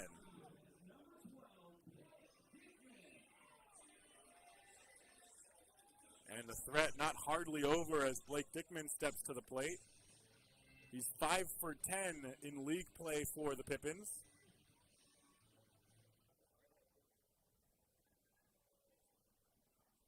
Runners on the corners and one out for the first baseman here tonight, Blake Dickman. Had a base hit in the second, came around to score. Chopper down the third base line, just bounces to the left of the third base bag, a foul ball. Reached on a single and then drove in Noah Williamson after he tripled off the glove of Nathan Wood to lead off the third inning. Throw just above Blake Dickman's head. He ducked at the last second to make sure he didn't get hit as they were tossing a new ball to the catcher.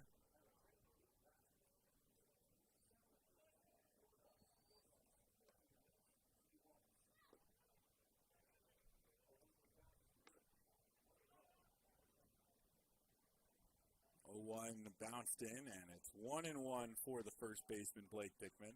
Runners on the corners and one out. Here's the pitch. Chopper back up the middle, potential double play ball again. Parker Price to second They narrowly get Williamson sliding into second, but not enough time to throw to first. So Dickman reaches on the second straight RBI fielder's choice for the Pippins. And that drives in Alex Shanks. So all three of the first batters who reached to load the bases with no outs for the Pippins have come around to score, as the Sweets have carved out a couple of outs. Dickman reaches, so he's on first with 2 outs. They throw over to first, and he's back in safely.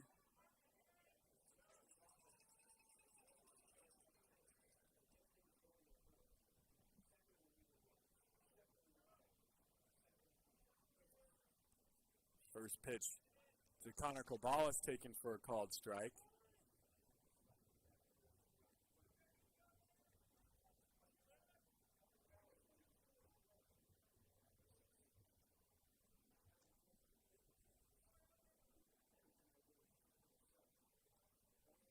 One for one with a base hit and a walk. Takes the 0-1 low for a ball, and it's 1-1. Blake Dickman on first. Pippins add 3 so far here in the bottom of the 4th inning, and they lead 6-1 on 7 hits. Hard hit ball to Parker Price. That one goes off his hip, and Connor Caballes will reach on the second error by Parker Price this inning.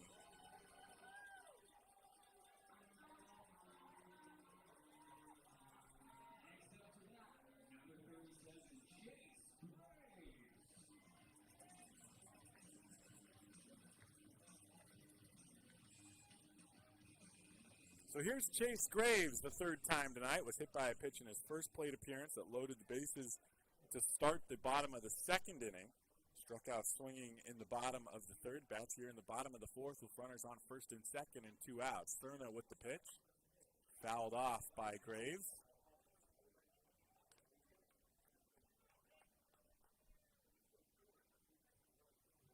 Graves inches closer to breaking out of this slump with every plate appearance. If this game continues as it has been, he'll get a few more plate appearances before this day is done. Here's the 0-1. That one misses low and away, and it's 1-1. The sun mostly set here in Yakima. Light blue sky turns to orange around the hills beyond the outfield fence.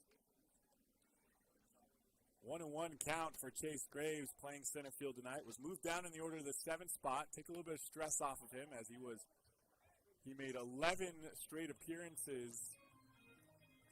Well, all 11 of his appearances were hitting out of the top spot in the lineup. Fouls one off, and it's 1-2.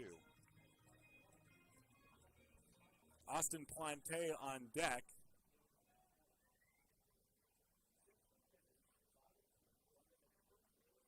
Two outs, 1 ball and 2 strikes. Thurna with the pitch. That one misses outside and high, and it's 2-2. Blake Dickman on second base. Connor Caballes on first.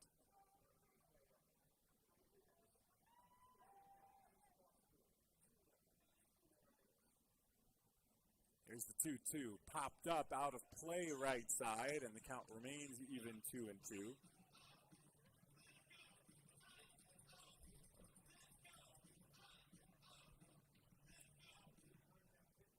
Chase Graves from Clayton, California. Played for the Clayton Valley Charter High School Ugly Eagles before he went to the University of the Pacific. The 2-2 grounded to the left side. Eli Payton races forward, but it bounces foul.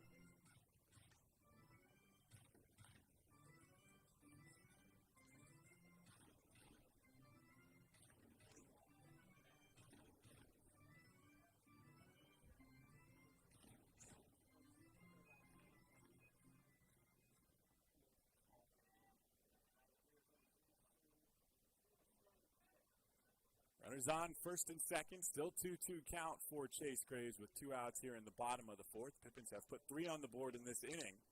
Here's the 2-2 again, popped up again out of play, and Chase Graves stays in it. Chase Graves with the University of the Pacific, back on March 5th, hit a pinch hit inside the park grand slam at Cal State Bakersfield. on a ball that got lost in the sun. Hit a home run on opening night for the Pippins to the opposite field. Here's the 2-2, misses inside, and the count now full for Chase Graves.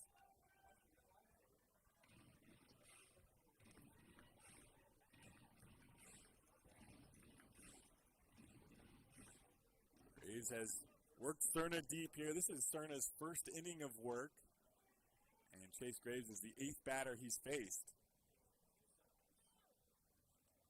Not on the same page with Sheward. The Walla Walla Sweet starter, Jake Dowley, lasted just 3 innings. Here's Cerna. Count full. And the payoff pitch. Lined but pulled foul. At the fence protecting the bystanders out in lefties. And the count remains full.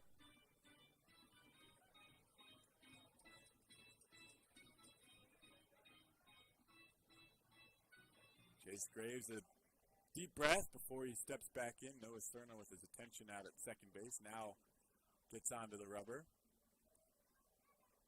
And set. Here's the 10th pitch of the at-bat. Runners go, it's up high, and Chase Graves walks to reach base for the second time tonight. Austin Plante will bat with the bases loaded. 2 outs here in the bottom of the 4th. Plante 0 for 2 with 2 strikeouts in today's game.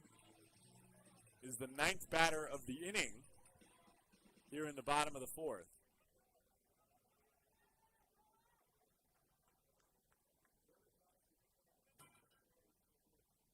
First pitch to Plante is taken up high.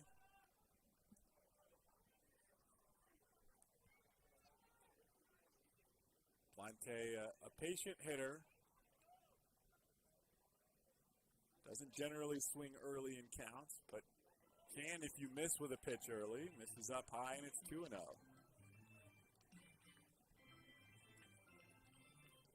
Plante can punish a baseball. Seen him do it during non-league play. Seen him do it during batting practice. The 2-0 misses outside. And it's 3-0 for Plante. Lake Travis, Texas.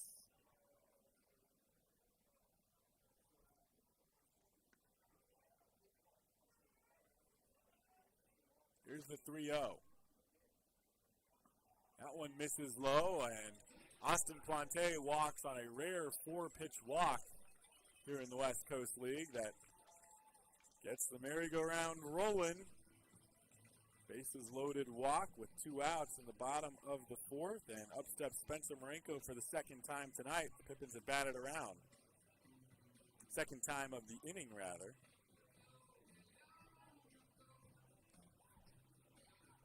Before that happens, the Walla Walla Sweets will make a pitching change, so the Pippins get through the lineup once here in the bottom of the 4th, and they'll look to get through the lineup a second time in the bottom of the 4th, but they'll do it against a new pitcher. We'll have that pitcher for you when we return. You're tuning into Pippins Baseball on the Pippins Broadcast Network. Stay connected and let Perry Technical Institute provide you with essential skills to take your career to the next level. Perry Tech offers 14 specialized programs, from instrumentation and industrial automation to medical technologies, agricultural and diesel equipment technology, and professional truck driving. In as little as 5 weeks, you could be on your way to a new rewarding career. Call Perry Technical Institute today at 509-453-0374 or visit perrytech.edu. What has not traveling this last year really cost us? How about our peace of mind? It's time for a change of pace. Time to put aside the stress of the last year and get a new perspective with Fly YKM. Take back the time you lost and save time for what really matters. It's time for Fly YKM. Fly faster. Fly safer. Visit flyykm.com and connect to over 88 cities today.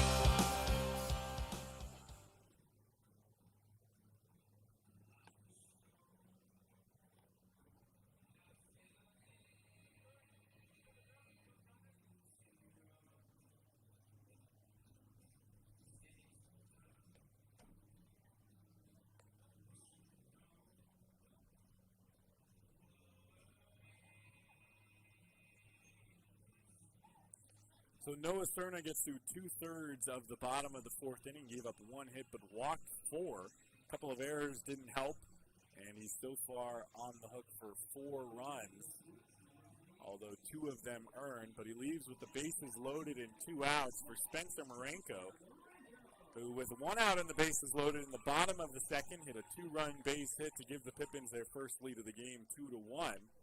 They now lead 7-1 as we return to the bottom of the fourth. And Mason Kokodinsky will take over on the mound, looking to get the final out of this inning. Mason, a right-hander.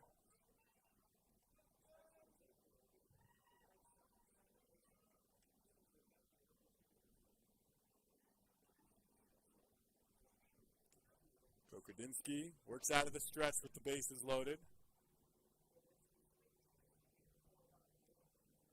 Here's the pitch.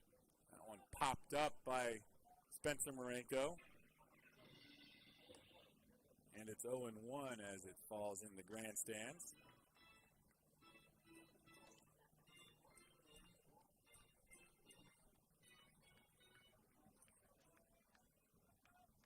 Spencer has reached base both times that he stepped to the plate tonight.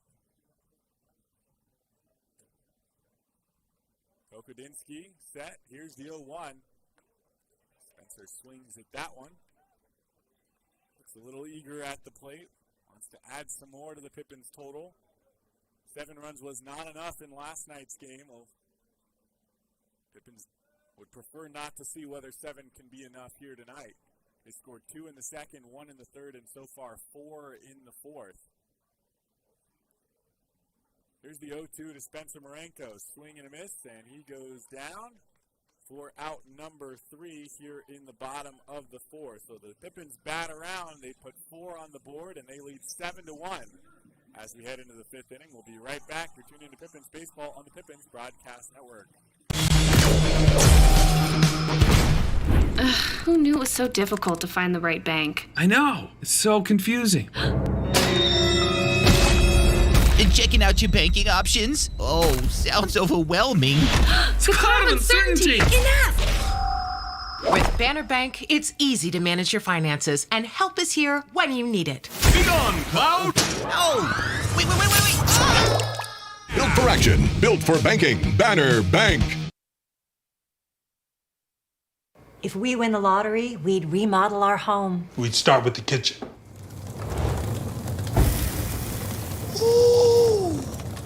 And out back is where the big trucks will go.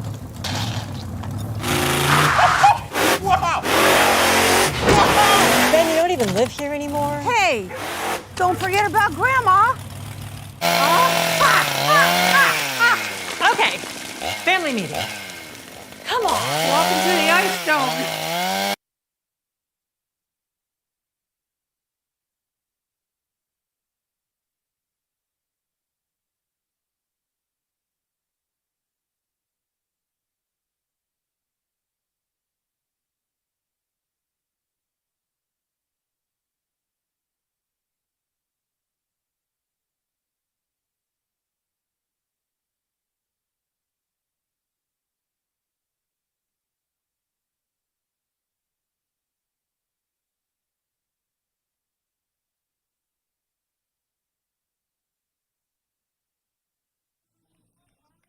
Welcome back to Yakima County Stadium. The top of the 5th inning. It's 8-9-1 for the Walla Walla Sweets. Jack Sheward will lead things off, followed by Nation Wood. Tyler Frieder's back out here in the 5th inning. A bit of a breather back in the bottom of that fourth as the Pippins sent 10 batters to the plate. Jack Sheward fouls the first pitch off. Through 4 innings so far, Frieder's given up just 2 hits. 1 run, 2 walks, and 4 strikeouts. Here's the 0-1. That one fouled back as well, and it's 0-2.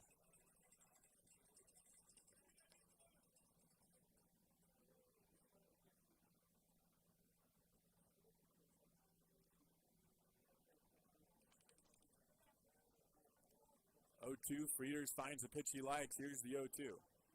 That one outside, and Sheward lays off. It's 1-2.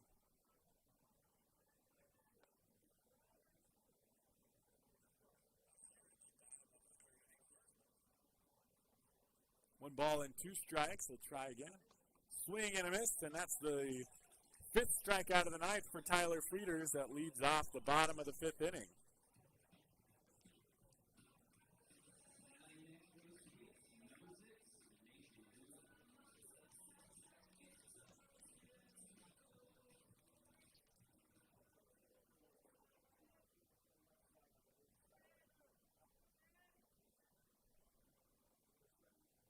First pitch to Nation Wood, catches the outside corner and called a strike. Wood back in the bottom of the third inning. Had the ball pop his glove off in the left field corner. Here's the 0-1. That was hit by Noah Williamson and sent a mile high and came back down. Wood was not underneath it and hit off the end of his glove and popped it out, allowing Williamson to race all the way around to third base. So 0-2 out in front again. Here's the 0-2 this time to Nation Wood. Inside corner taking strike three. That's strikeout number 6 for Tyler Frieders. And up steps Paul Myro, who has walked in both of his plate appearances so far tonight.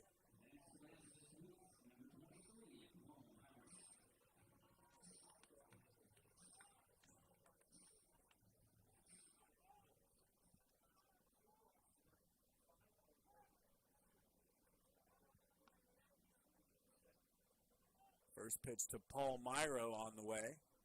That one catches the inside corner. First pitch strike to all three batters of the inning for Tyler Frieders.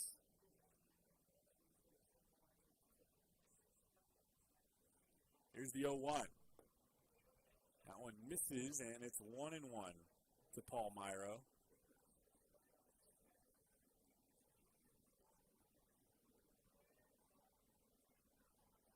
There's the 1-1. That one might have caught the low outside corner, but gets past the glove of Sam Olson, and it's 2-1.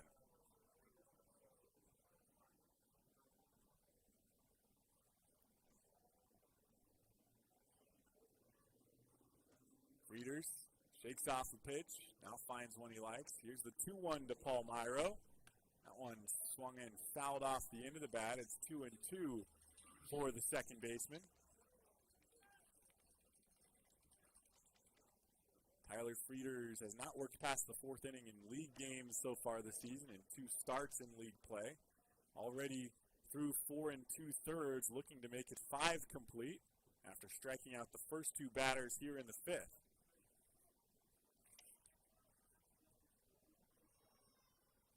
Here's the 2-2 from Tyler Frieders. Catches the outside corner, and it's 3 up, 3 down, 3 strikeouts for Tyler Frieders. Have yourself a night. That's the 7th strikeout of the night, the most he's had in a game this year. We head to the bottom of the 5th. Pippins lead 7-1. We'll be right back.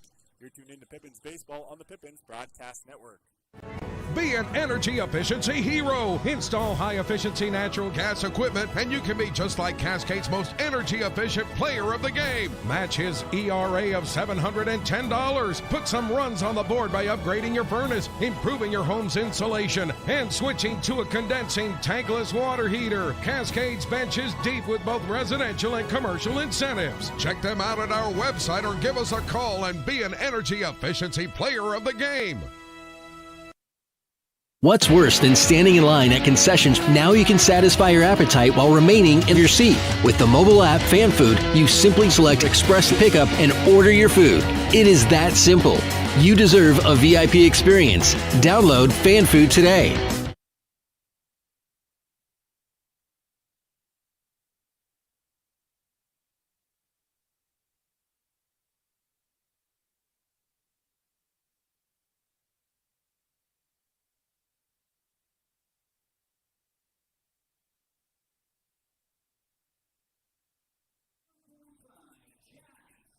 Welcome back to Yakima County Stadium. Chaz Myers will lead things off in the bottom of the 5th inning, the top of the order for the Pippins.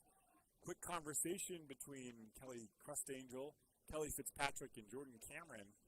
Fitzpatrick and Cameron, the pitching coaches here on this Pippin staff, certainly talking over whether Frieders should get trotted back out for a 6th inning of work after striking out the side in the 5th. Did go 6 innings against the Cascade Collegiate League All-Star team back on June 19th. And his 2 league appearances had not made it past the 4th inning. He's through 5 complete here tonight. The first pitch to Chaz Myers was taken for a strike. The second pitch a ball, and it's 1-1.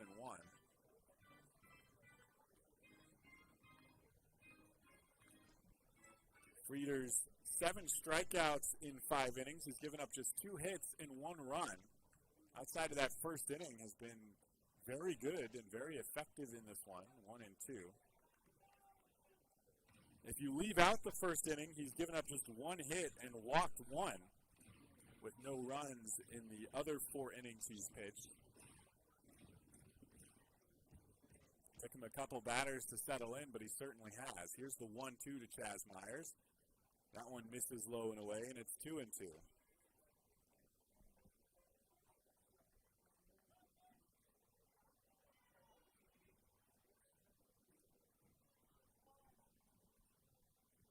Kokodinsky delivers the 1-2. A 2-2 fouled off.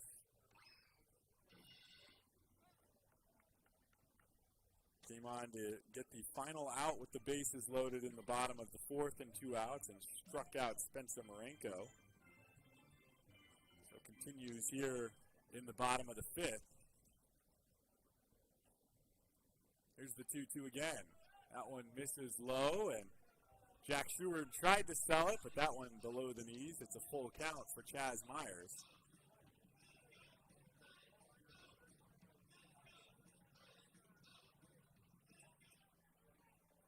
So full count for Chaz Myers as Kokodinsky works out of the windup with nobody on. The 3-2 line just foul down the third base line.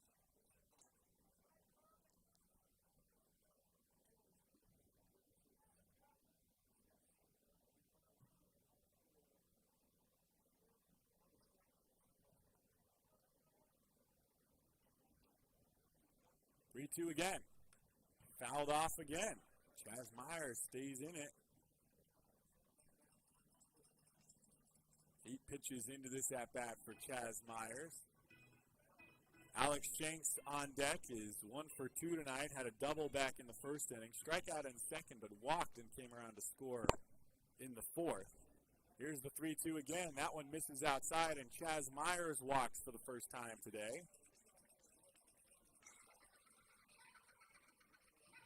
First batter of the inning has reached for the Pippins in each of the last now 4 innings, 2nd through the 5th.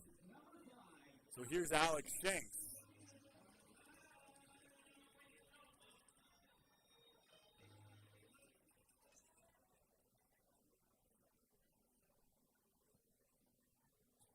Here's the first pitch to Shanks. That one catches the bottom of the zone. And that's strike 1 to Shanks.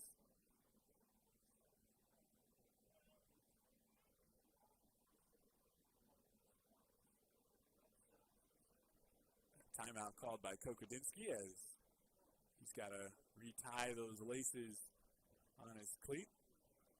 Dick Daly also had some difficulty keeping his shoes tied.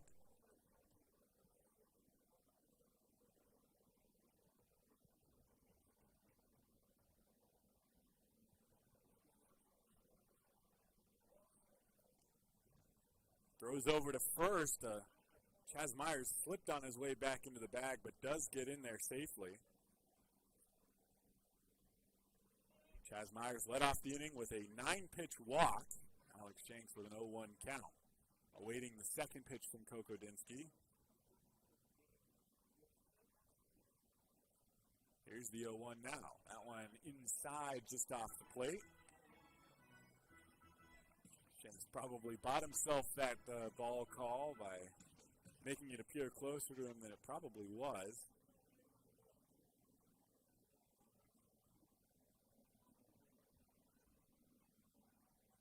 So 1-1 count now for the right fielder Shanks, and that one misses outside. It's 1-2.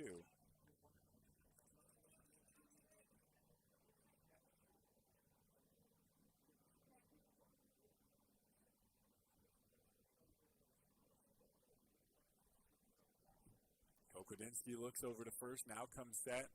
Here's the 2-1 to Shanks. Breaks his bat. It's caught by Eli Payton at third. Chaz Myers was slow to get back to first. He had conceded the out at first base, but then it was one-hopped Wetero at first who couldn't pick it clean and allowed Myers to get all the way back to the bag. Myers now leading off at first as Kokodinsky was checking on the third baseman, Peyton. Shanks was still holding on to the knob and part of the handle of the bat. The rest of the bat went flying out at Peyton, who made the catch on the line drive. So one out, and Chaz Myers lucky to not be doubled off the bag at first.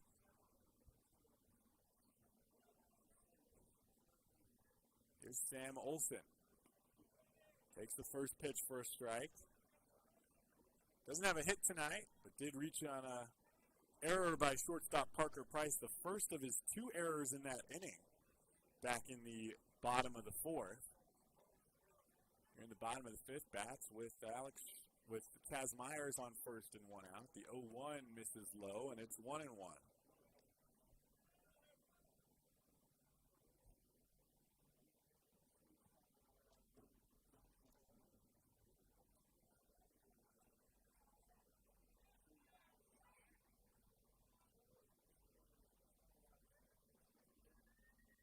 Kokodinsky set. Myers takes off. The 1-1 fouled off by Sam Olsen.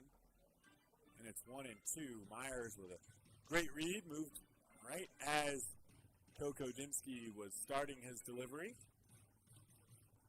But Olsen fouls that one away to erase the effort.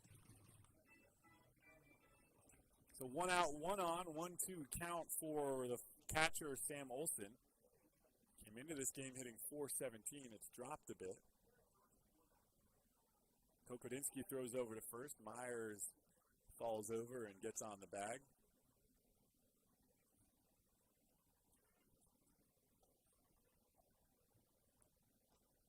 Olsen bats from the right side. Myers a couple of steps off first, trying to catch the attention of Kokodinsky on the mound. Here's the 1-2. Myers stays put, fouled off and out of the glove of Sheward. So Olsen stays alive with a 1-2 count.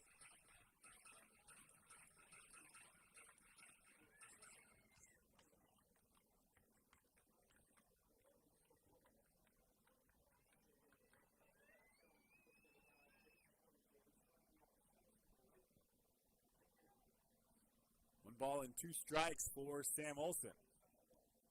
But before that, Kokodinsky throws over to Chaz Myers, and Chaz Myers once again back in safely.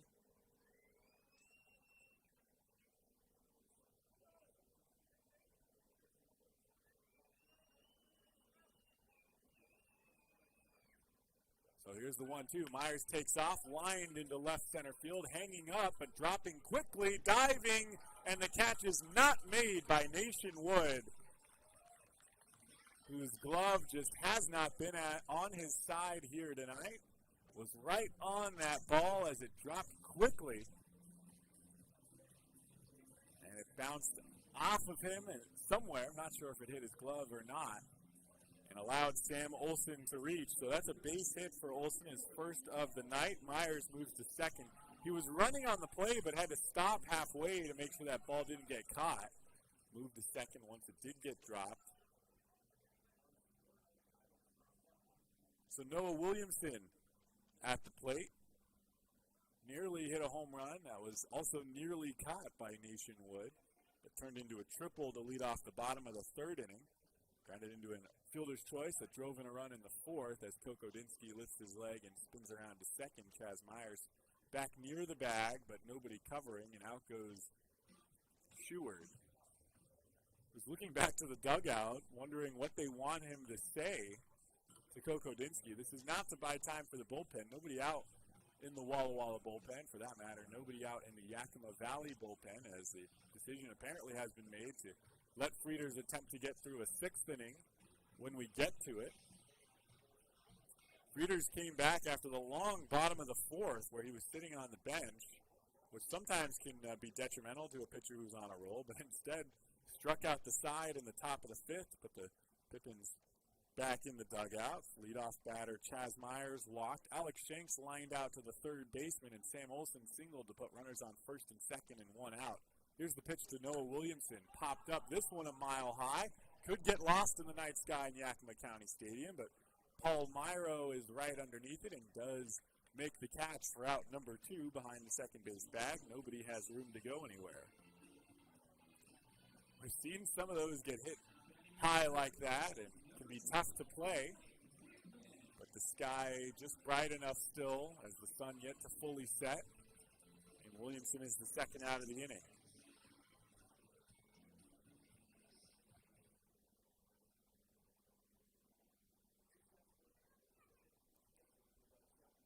So here's Blake Dickman with runners on first and second and 2 outs, takes the first pitch for a called strike. 1 for 2 with a base hit. Moved to second on a pass ball and then the third on a pass ball in the second inning before scoring on the 2-run single by Spencer Marenko. Had a sacrifice fly that scored Williamson in the third and had another RBI fielder's choice in the fourth. The Pippins' second in a row that inning. Takes the 0-1 away for a ball.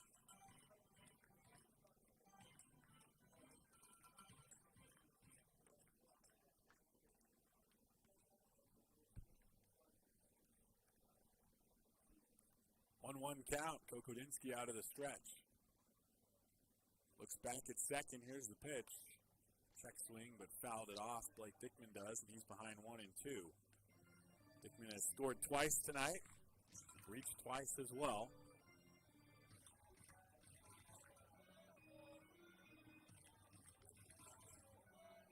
Did not start last night, but came on to play first base in the top of the 9th inning.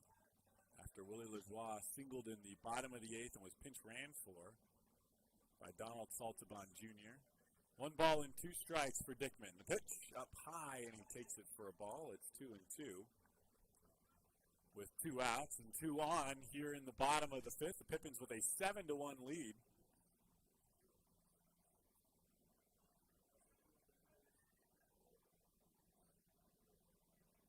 Kokodinsky gets the call he likes and comes set, hands at the belt. Here's the 2-2. That one a slider that missed low and away, and it's 3 and 2 for the first baseman.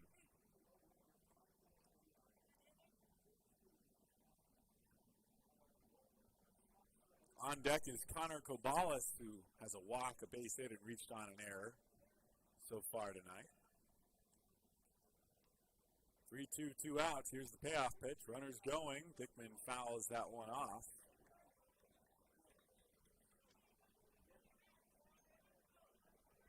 Runners head back. They'll be on the move when we are ready for the next pitch.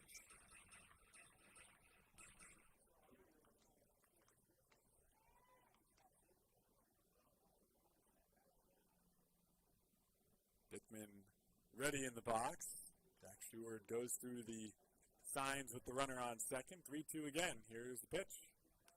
Fouled off again by Blake Dickman.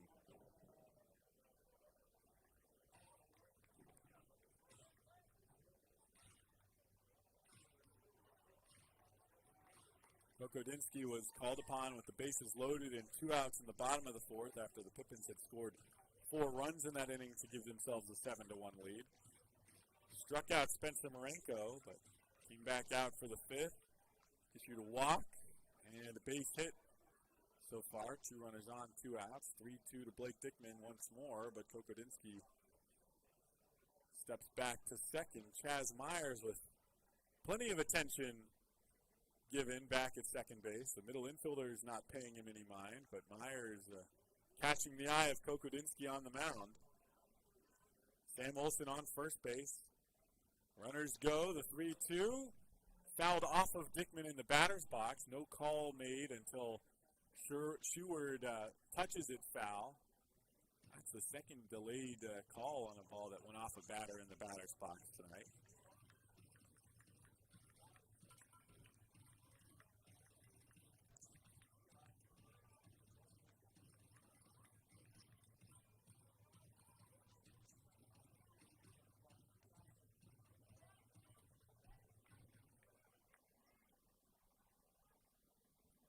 Blake Dickman digs back in.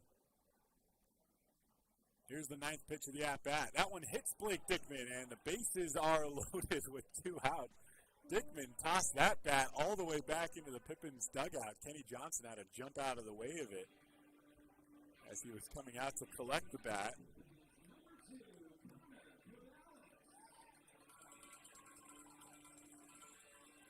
So Blake Dickman works himself into a full count, fouls off a few pitches, and then gets hit by a pitch to load the bases with 2 outs for Connor Caballes. Scored a run so far tonight, has a base hit, reached on an error, and a walk.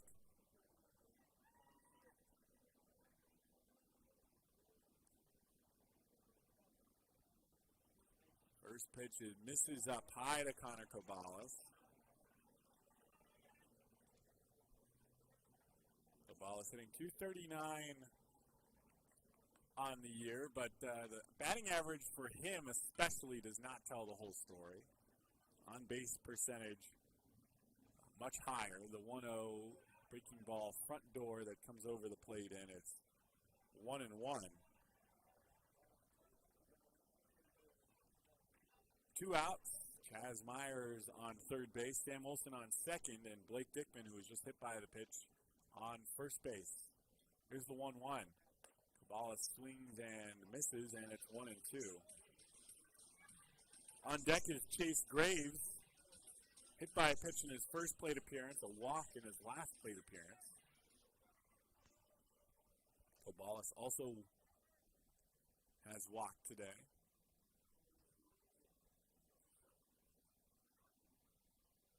Here's the 1-2. Up high, and he takes it high to left. Nation Wood underneath it and makes the catch for out number 3. So the Pippins leave the bases loaded here in the bottom of the 5th. They don't push across the run, but they lead 7-1 as we head to the 6th. We'll be right back. You're tuned into Pippins Baseball on the Pippins Broadcast Network.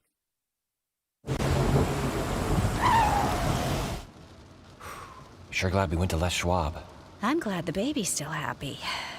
Well, I'm just glad that along with tires, Les Schwab also does brakes, alignment, and a bunch of other safety services. I mean, if we had gone to a cheap tire store instead, I'd be a doggone wreck. My thoughts exactly. Les Schwab Tires. Proud to be ranked #1 in overall customer satisfaction for aftermarket tire replacement by J.D. Power 2 years in a row. Our staff loves baseball, and we know how to match you with the perfect vehicle that fits your baseball lifestyle. We know that you'd rather be getting ready to head to the field or the big game, so we make sure you have the most efficient and stress-free experience as possible. So if you're a baseball fan in the market this month for a newer vehicle, go online or give us a call so that you can set up a time for you to experience our easy and upfront pricing and our hands-on trade-in process that will really ensure you have a great experience and get a great value while shopping with us. Harvest Auto, where we're happy to support you and the activities you love. Innings. Tyler Frieders heads back out through 5 innings. He struck out 7, season high for him, giving up 2 hits and giving up just 1 run so far tonight. He has walked 1 as well. The damage against him came back in the first inning when he walked Palmyro to start the game, and then Parker Price doubled him home. Since then, Frieders has walked just 1 and given up 1 hit over 4 scoreless innings, and he heads back out for a 6th. And I don't believe there are any Pippins players down in the bullpen. This is what we saw when they were in Ridgefield, with the bullpens much more separated from the dugout. We saw the Pippins pitchers would hang out in the dugout until they needed to head down to the bullpen to warm up. Now Jordan Cameron does head down there. There is a catcher, Josh Davis. And it looks like there is a pitcher or 2 down there, just hiding amongst the crowd in lefties. Fan favorite area, as the fans get to be up close and personal with the players down in the bullpen. So Tyler Frieders here in the top of the 6th will pitch against Parker Price, Eli Payton, and Justin Foles to start the inning. First pitch to Price, misses up, catches the top of the zone for a strike. Tonight's 6th inning is brought to you by the Yakima Herald Republic. For all game reports and news about the Pippins, read the Yakima Herald Republic either in print or online. Pop fly, middle of the infield. Tyler Frieder's underneath it, called off at the last minute by Chaz Myers, who ducked and ran when he was called off. So Chaz Myers makes the catch for out number 1. The Yakima Herald Republic, they tell the Pippins stories, the stories so far tonight. That one run against them in the top of the first, but Frieders has settled down and turned in 4 and now 4 1/3 excellent innings after that. And the Pippins have put 2 runs on in the second, another one in the third, and 4 more in the fourth to give them a 7-1 lead. Foul tipped by Eli Payton, and it's 0-1.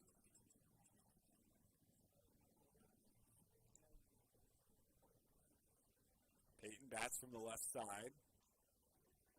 0 for 2 so far tonight. Checks his swing and lays off for a ball, and it's 1-1.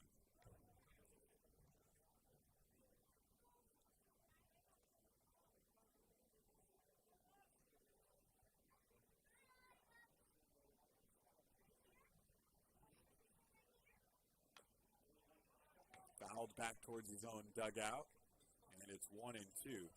Payton will be a redshirt freshman at UCLA in the fall, plays third base here tonight. Last night played first base. One of the handful of players switching positions here tonight as the batting order remained almost unchanged. 1-2 misses outside, and it's 2-2. Frieders making his way through the 6th inning. This is the furthest he's worked in a league game. He did go 6 innings against the Cascade Collegiate League's all-star team. Here's the 2-2. Fouled off inside, and it's out of play. Payton went 2 for 4 last night, scored a run, walked once. So far 0 for 2 with a strikeout and a flyout.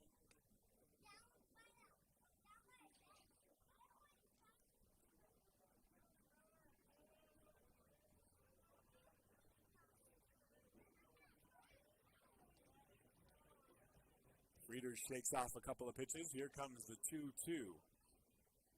Outside and high, and the count is full against Payton. Payton hitting out of the 3rd spot in the lineup tonight for the Walla Walla Sweeps. Here's the payoff pitch. Swings at that one and fouls it off. Pippins come into this game 8-5 after the loss last night against the Walla Walla Sweeps. They've lost 3 in a row, the last 2 in Ridgefield Wednesday and Thursday, and then last night against the Sweeps. The Sweeps are 7-6 coming into this game and 1 game behind the Pippins. Here's the 3-2 again. Swing and fouled that one off the glove of Sam Olson. Wenatchee now 8-8 after their loss last night, so they're a game and a half back. Bellingham at 7-11 are 3.5 games back, and Port Angeles at 4-8 is also 3.5 games back as teams play their non-league games at different points in the schedule. And the 3-2 taken on the inside corner by Eli Payton for strike 3. It's the 8th strikeout of the night for Tyler Frieders.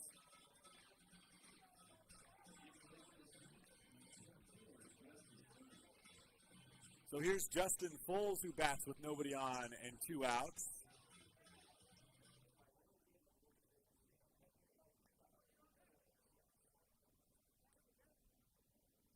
Here's the first pitch to Foles. That one fouled back to the backstop, and it's 0-1.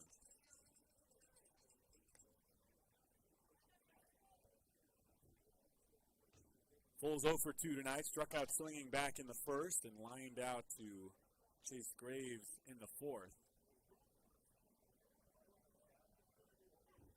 Here's the 0-1.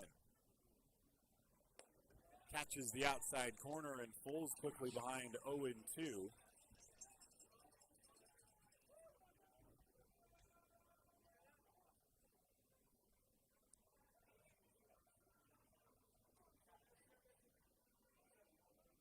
Frieders through the windup. Here's the 0-2. Curveball fouled off as he pulled it to the first base side.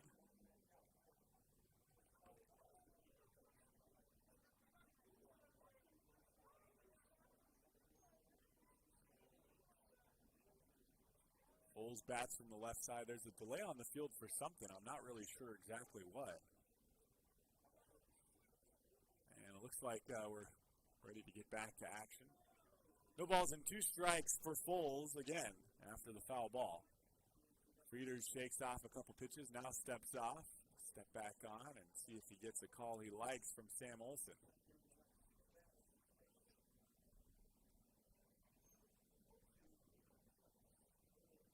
That one bounces in way out in front, and it's 1-2.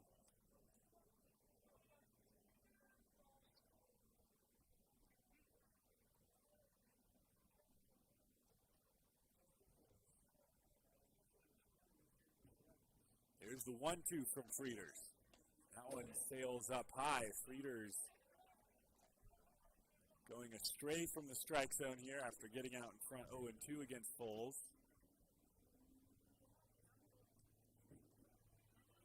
Pippins with a 7-1 lead here in the top of the 6th inning.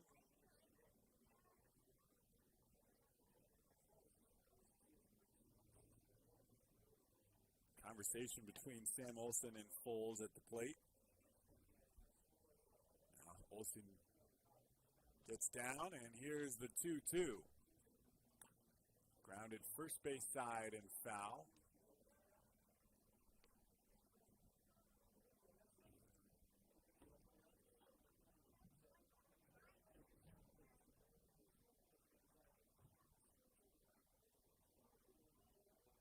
So 2-2 again for Foles, looking for his first hit of the night. Here's the 2-2. Just off the outside corner as the Pippins defense began to walk towards the dugout, and the count is full. That was just off the plate. Right about where Olson had sat up. Here's the 3-2. Inside, taken, strike 3, and Tyler Frieders has retired the last 7 straight batters he's faced. 6 of them with strikeouts. We head to the bottom of the 6th with Pippins lead 7-1. We'll be right back. You're tuned into Pippins Baseball on the Pippins Broadcast Network. Stay connected and let Perry Technical Institute provide you with essential skills to take your career to the next level. Perry Tech offers 14 specialized programs, from instrumentation and industrial automation to medical technologies, agricultural and diesel equipment technology, and professional truck driving. In as little as 5 weeks, you could be on your way to a new rewarding career. Call Perry Technical Institute today at 509-453-0374 or visit perrytech.edu. What has not traveling this last year really cost us? How about our peace of mind? It's time for a change of pace. Time to put aside the stress of the last year and get a new perspective with Fly YKM. Take back the time you lost and save time for what really matters. It's time for Fly YKM. Fly faster. Fly safer. Visit flyykm.com and connect to over 88 cities today. Bottom of the 6th inning as the Pippins look to add to their 7-1 lead.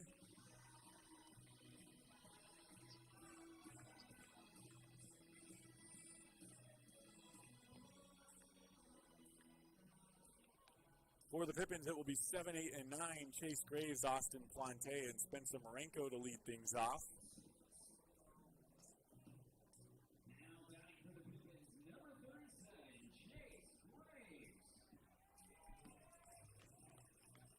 Pippins had a 7-3 lead entering the top of the 8th inning last night against the Walla Walla Swedes. But a 4-run eighth for them tied it up, and then 2 more runs for the Swedes in the top of the 9th gave them the 9-7 victory. So 7 may not be enough, although the way Tyler Frieders is pitching, it certainly helps. Chase Graves takes the first pitch way outside for a ball. The problem was last night, they also received a quality start from Kirby Robertson, who gave up just the 3 runs in 7 innings of work. They turned to the bullpen in the 8th, and Owen Wild struggled to locate strikes, walked 4 out of the 5 batters he faced as Chase Graves takes ball 2, and it's 2-0.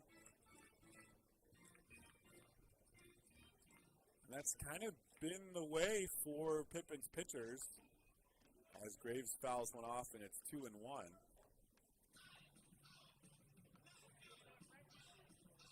Pippins starters with a 4.08 ERA in 68 innings. Relievers in 48 innings, a slightly higher ERA. 2-1 misses off the inside, and it's 3-1. Pippins pitchers have turned in 9 quality starts this season between league and non-league play. Tyler Frieder's one of them in that start against the Cascade Collegiate League All-Stars. The 3-1 fouled off high and bounces on the tarp covering the right field picnic deck.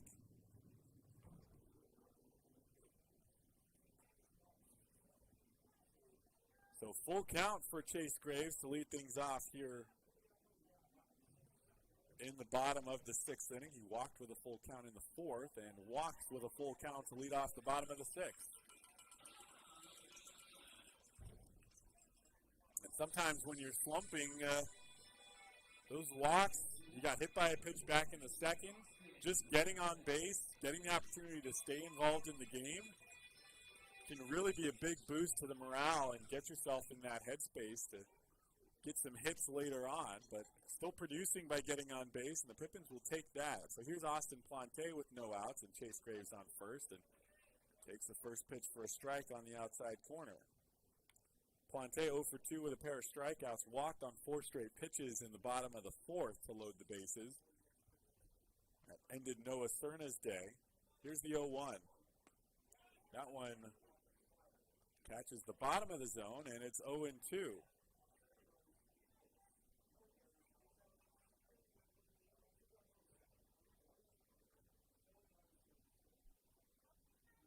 Graves leads off on first. No balls and 2 strikes for Plante, the DH tonight. Here's the 0-2. Graves takes off for second, taken for a ball. The throw, the field umpire slipped. I thought that Parker Price might have missed Chase Graves on the tag, but Will Bennett slipped that on the infield. And so called out is Chase Graves, who's caught stealing for the first time this season. And it turns out Austin Plante actually took strike 3, so it was a strike him out, throw him out for the Walla Walla Sweets. And up steps Spencer Marenko, who had the big 2-run base hit back in the bottom of the 2nd. Walked in the 4th and came around to score. Struck out to end the bottom of the 4th. He led off and ended the bottom of the 4th. That's here in the bottom of the 5th with 2 outs. 0-1 is popped up out of play, and it's 0-2. A couple more players make their way down to the Pippins bullpen as we start to get a little later into this game. Here's the 0-2 to Spencer Marenko. Takes outside, and it's 1-2.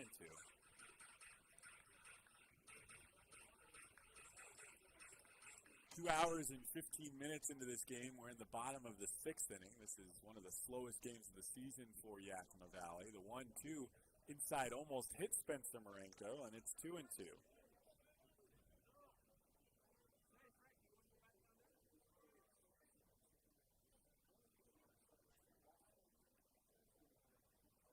So here's the 2-2 from Kokodinsky. That one misses low and away, and the count is full.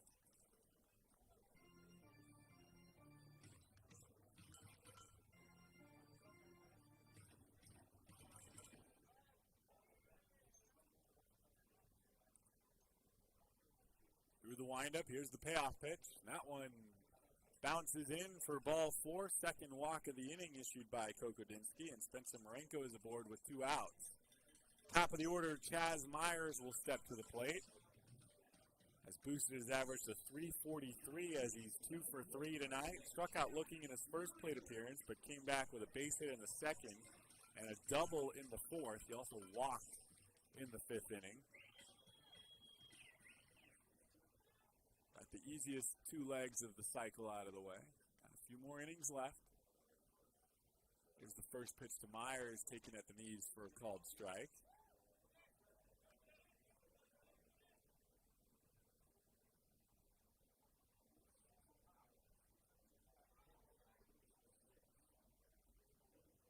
Kokodinsky comes set. Here's the 0-1.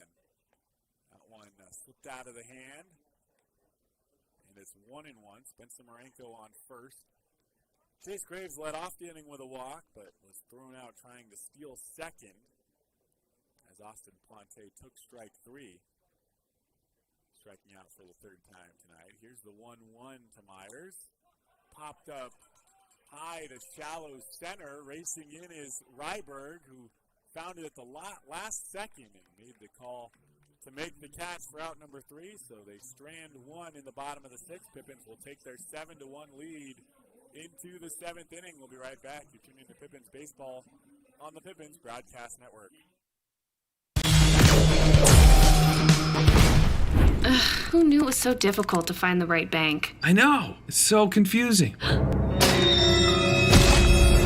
Checking out your banking options? Oh, sounds overwhelming. It's kind of uncertainty. Enough! With Banner Bank, it's easy to manage your finances, and help is here when you need it. Be gone, Cloud! Oh! Wait! Ah! Built for action, built for banking. Banner Bank. If we win the lottery, we'd remodel our home. We'd start with the kitchen.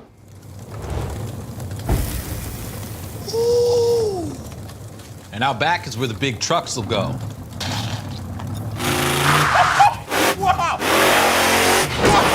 Ben, you don't even live here anymore? Hey, don't forget about Grandma. Okay, family meeting. Come on. Welcome to the Ice Dome.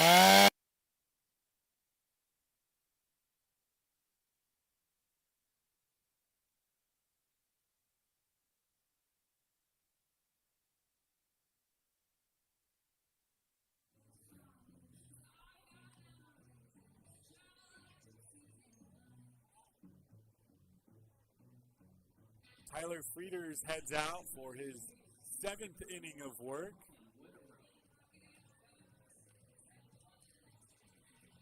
Through 6 innings so far, he has struck out 9 batters, the most this season for him. This is also tied for his longest appearance. Went 6 innings against the CCL showcase team. Here's the first pitch to Colin Wetterow, who leads off the top of the 7th. Misses outside for a ball.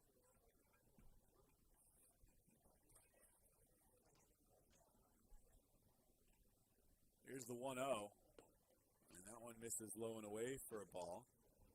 Frieders so far has one off his career high of 10 strikeouts in a game. Did that on May 1st of this year at Treasure Valley while pitching for Yakima Valley College. Here's the 2-0. That one catches the outside corner. Tim Heigl has been a little generous on that outside corner to lefties throughout the night, but done that for both sides and throughout the game. It's been a consistent zone for him. The 2-1 misses high and away, and it's 3-1.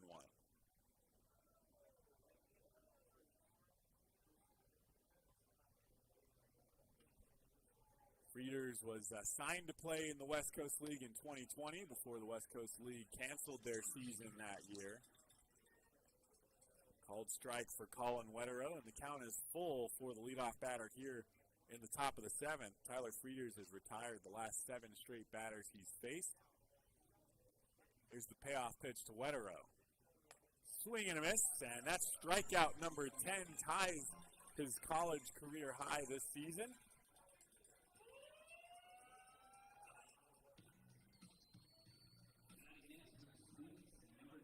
And up steps Seth Ryberg, who's got one of those strikeouts here tonight.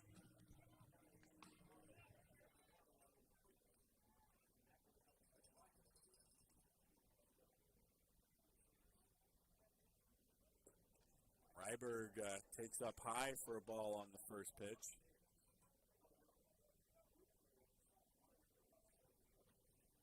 Back on May 29th with Yakima Valley College, he pitched a complete game, gave up just 2 runs in that game. This one a high fly ball to shallow center. Chase Graves gets underneath it and makes the catch for out number 2. Graves covered a lot of ground on that one and pulled up underneath with time to spare. So Frieders is fully stretched out this season. Does have 2 complete games that he threw with Yakima Valley College. Had a 2.14 ERA with them over 46 innings pitched. Here's the first pitch to William Grimm. That one misses low and inside, and it's 1-0. Grimm has a strikeout as well. He's 0 for 2. He grounded out to Blake Dickman in the second before striking out, looking to end the bottom of the fourth. Lined into shallow center. Chase Graves on the run. Makes the catch on the run for out number 3. So make it 10 in a row. Sent down by Tyler Frieders, who's now through 7 complete innings. We head to the bottom of the 7th. Pippins on top, 7-1. We'll be right back. You're tuning to Pippins Baseball on the Pippins Broadcast Network.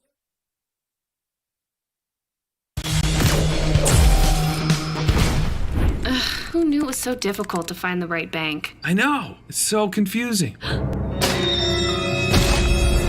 Checking out your banking options? Oh, sounds overwhelming. The cloud of uncertainty! Enough! With Banner Bank, it's easy to manage your finances, and help is here when you need it. Be gone, Cloud! Oh! Wait! Ah! Built for action, built for banking. Banner Bank. If we win the lottery, we'd remodel our home. We'd start with the kitchen.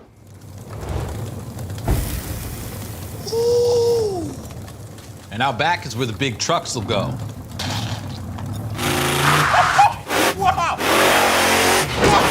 Ben, you don't even live here anymore? Hey, don't forget about Grandma.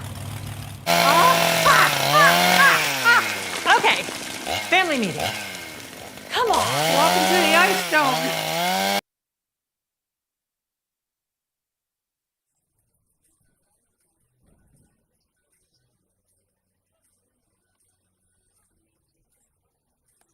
New pitcher for the Walla Walla Sweets. Looks like it is Logan Hurd, left-hander out of Lafayette, California. Takes over for Mason Kokodinsky, who made it through 2 1/3 scoreless innings, gave up just 1 hit, but he walked 3. 2 of those walks came in his last inning in the bottom of the 6th. He struck out 2 along the way.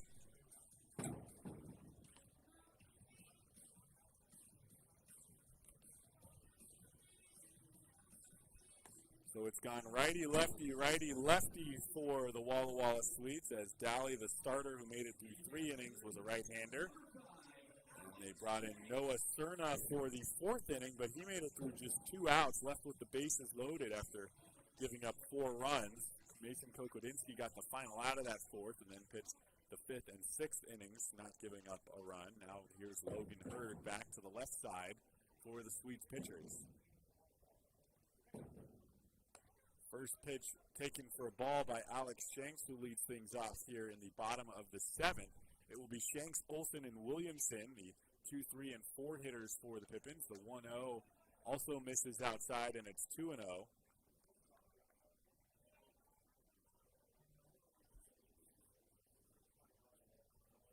Here's the 2-0. That one misses low, and Shanks ahead 3-0 for the new pitcher, Logan Hurd.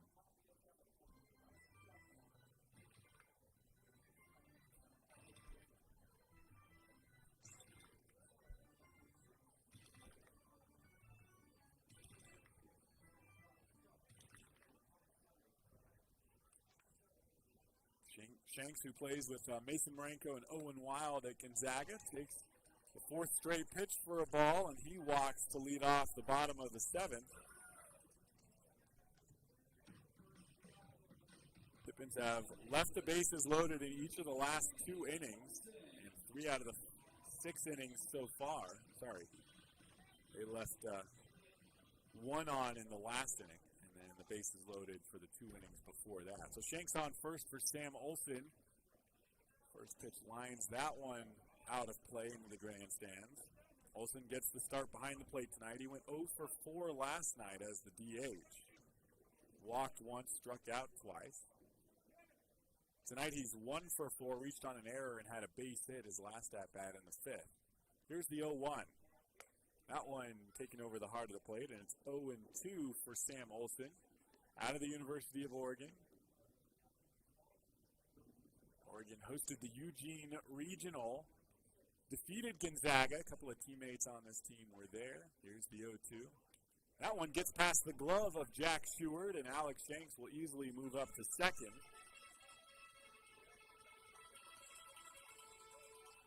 As it's 1-2 for Olsen. Oregon made it all the way to the finals of the Eugene Regional and faced off against LSU, who had won their way through the losers bracket of the tournament. They had to defeat LSU twice, and instead, or actually they had to defeat LSU once, but LSU won 2 straight games back on June 6th and 7th. Sam Olsen got the start in the final game of that tournament for Oregon. Plenty of playing time here for the Pippins as he takes a breaking ball inside, and it's 2-2. He's made his presence known in the Pippins lineup since he got here, hitting .393 thus far in the early part of his action. Here's the 2-2. That one inside as well and skips away over towards the on-deck circle, and Alex Shanks now over to third. He's taking off for home. They'll throw to home, and he's out easily. No, the ball pops out. Alex Shanks is safe at home, and the Pippins lead 8-1. He had no idea the ball had left the glove of Logan Hurd. Stepped on home just to be safe. And the Pippins make things happen on the base paths as Jack Seward has trouble keeping the ball in his glove. Shanks moved up to third on the pass ball.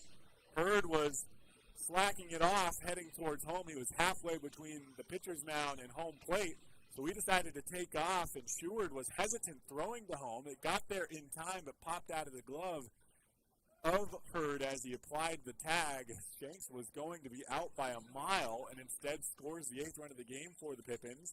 And now Sam Olsen walks with a full count.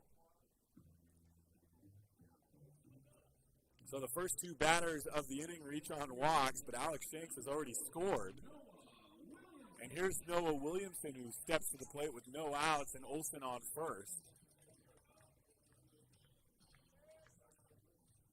Williamson had a 3-run home run last night, a triple here in the 3rd of this game. Checks his swing on the first pitch, called a strike. And an RBI ground ball that was a fielder's choice in the 4th inning. Also a strikeout and a flyout here today.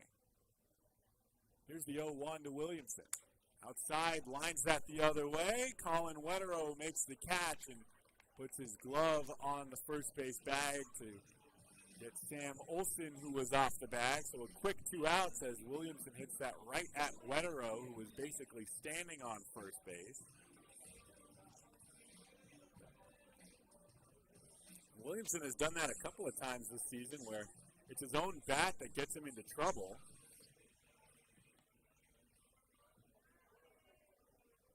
Hits it right at guys who barely have time to react, but make the catch nonetheless. Dickman takes the first pitch for a strike.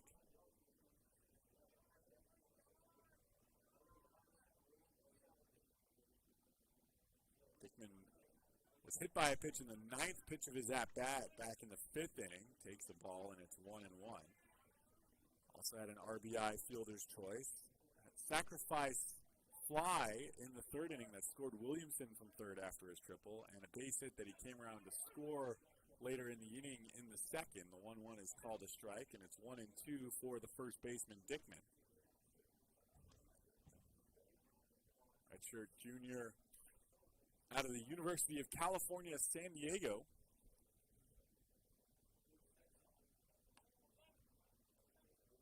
Originally out of Colorado, Littleton, Colorado, but attended Elk Grove High School in California. Here's the 1-2. Breaking ball up high and taken for a ball. It's 2-2. 2 outs here in the bottom of the 7th. Alex Shanks walked to lead off the inning. Moved to second on a pass ball, and then a pass ball sent him to third, and he took an extra base as Seward and the pitcher Hurd were slow reacting to it. Blake Dickman goes down swinging for out number 3 in the bottom of the 7th. Pippins make it 8-1. We'll head to the 8th. We'll be right back. You're tuned into Pippins Baseball on the Pippins Broadcast Network.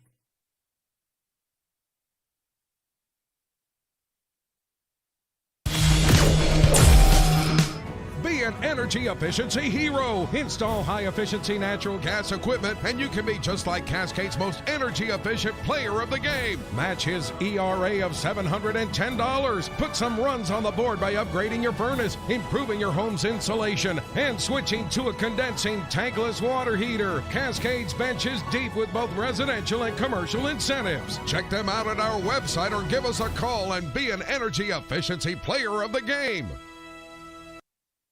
What's worse than standing in line at concessions? Now you can satisfy your appetite while remaining in your seat. With the mobile app Fan Food, you simply select Express Pickup and order your food. It is that simple. You deserve a VIP experience. Download Fan Food today.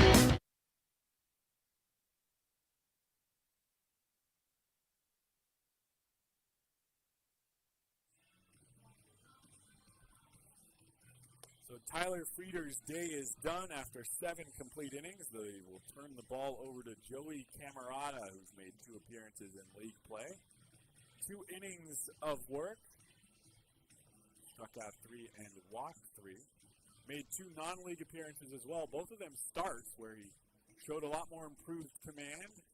Back on the 16th of June against the Northwest Star Nighthawks, he pitched 3 innings, gave up 3 earned runs with a walk and 2 strikeouts, but then came back against the Cascade Collegiate League All-Stars and pitched 5 innings as Pippins got him stretched out a little bit. He gave up just 2 runs, only 1 of them earned, as he walked 3 and struck out 2 along the way. He earned the win in that game. So had a little bit slower start to the year, but has since come back and earned a little bit of confidence in those non-league appearances, stretched him out as well. Certainly should have the arm stamina to be able to throw the last 2 innings of this game. It's just a matter of how well he does out on the mound. Tyler Frieders pitched 7 innings, gave up 1 run on 2 hits, walked 1, and struck out 10. An incredible night for Tyler Frieders, who right now is in line for the win with the quality start.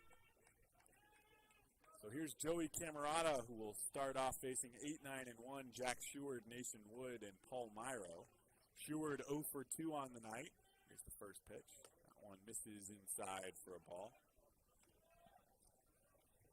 When I talked to him ahead of his most recent start against the Cascade Collegiate League All-Stars, he told me his goal is just to start throwing a lot more strikes, put it in the zone, and let batters hit it if they have to.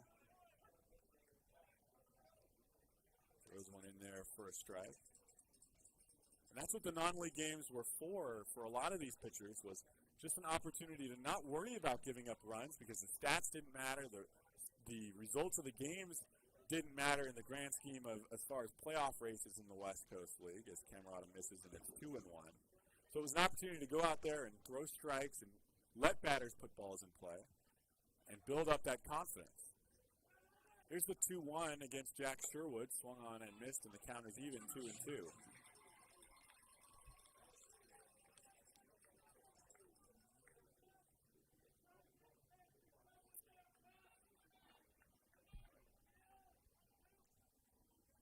Here's the 2-2. Fouled off just over the backstop. Bounces off the press box and into the grandstands.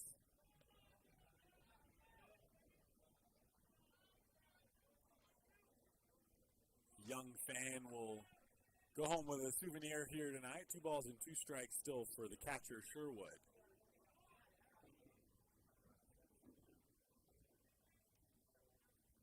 Part of the play that scored Alex Shanks in the bottom half of the 7th inning, as Shanks moved to third on what was scored as a wild pitch. Picked it up at the backstop, and Shanks took off for home. Here's the 2-2, swung on and missed, and Camarada starts off by striking out Jack Sheward. So here's Nathan Wood, who will bat. He's also 0 for 2 with a flyout and a strikeout.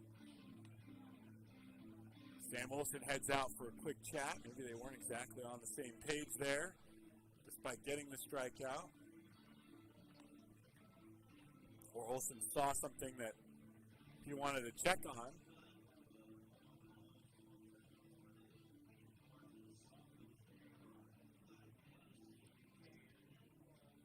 Olsen, a veteran catcher, will go back to the University of Oregon as a senior.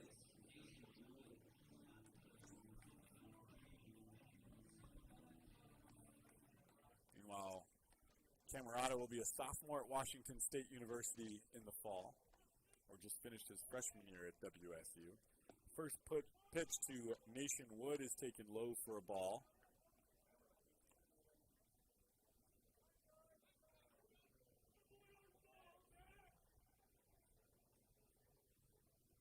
Here's the 1-0. That one misses inside, and it's 2-0. Camerata behind Wood quickly here.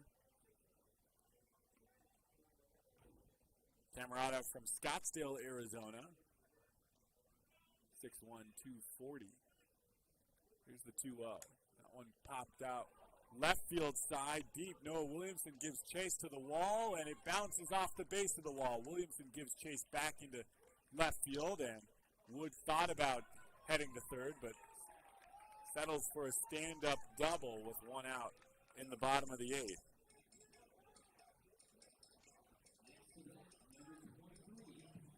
So here's the top of the order, Paul Myro, who's been a tough out. 2 walks so far tonight, and a strikeout back in the fifth. Bats here in the top of the eighth with Nation Wood on second base. Pippins leading 8-1 with one out.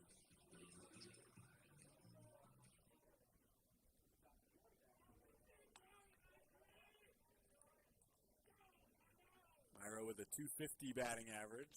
That one skips by Sam Olson as Camerata slipped off the mound. Late start as he was kicking the dirt around. But got to home to prevent Nation Wood from repeating Alex Shanks' feat of stealing home from second on a wild pitch. First pitch is a ball to Paul Myro. A couple of pitchers just getting their arms loose down in Yakima's bullpen. Little bit of room here.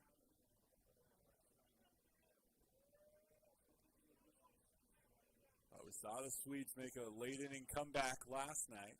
The Pippins want to make sure they can suppress that as quickly as possible if something starts to happen. Swedes have not scored since they scored 1 run in the top of the first inning. The 1-0 taken for a strike by Paul Myro. It was Myro who walked to start the game and then scored on the double by Parker Price. The next 3 batters were retired by Tyler Frieders, and he spent the next 6 innings of work scoreless. Here's the 1-1.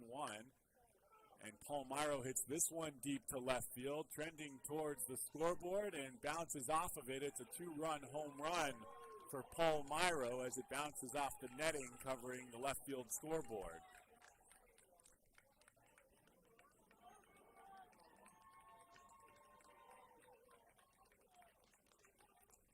So cuts the lead down to 5 runs for the Yakima Valley Pippins after Myro, as I said, tough out. 1 for 2 tonight with the home run and 2 walks to go along with it. Really benefited from the scoreboard being out there in left field. The outfield fence is 16 feet high all the way around except for where it cuts down to accommodate the 50-foot scoreboard. And the entirety of the scoreboard is considered out of play. It's behind the wall, so it's a home run if it's hit out there. First pitch taken by Parker Price for a called strike.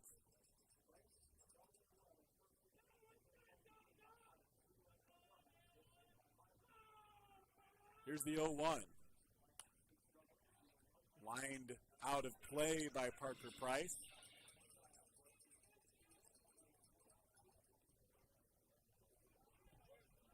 Parker Price with an 0-2 count now with 1 out against Joey Camerata. Came on, struck out the first batter he faced, Jack Sheward, and a double and a home run. This one popped up. It will stay in play behind second base, and Spencer Marenko makes the call and the catch for out number 2. As I was saying, the fence is shorter where the scoreboard is, and the part of the scoreboard that the home run hit by Paul Myro would have just been normal outfield wall if it was any other section of the wall. So here's Eli Payton, who bats with 2 outs and nobody on. The Pippins up 8-3 after the 2-run home run. First pitch bounces in and taken for a ball.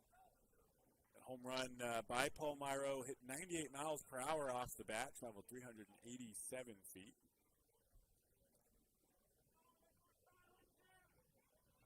Field plays back against Peyton. Here's the 1-0. That one catches the outside corner, and it's 1-1.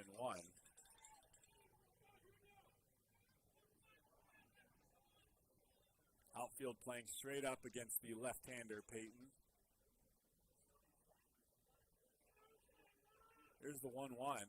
That one misses low and inside, and it's 2-1. Chase Graves out in center field is actually shaded just to the left side of the center field. So opposite field for Peyton. Large gap to the pull side with Alex Shanks playing straight up in right field. Here's the 2-1. Popped up left side and out of play along the third base side, so it's 2-2 for the third baseman.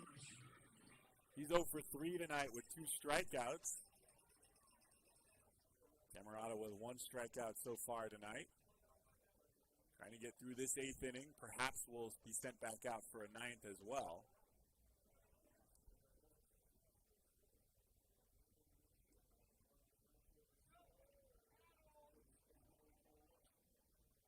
Peyton calls time, steps out, and now digs back in. Camarada nods to Olsen and comes set, hands at the belt. Here's the 2-2.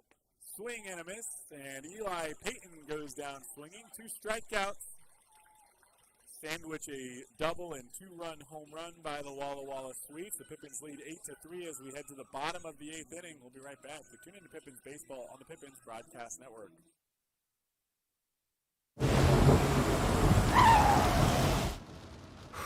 Sure glad we went to Les Schwab.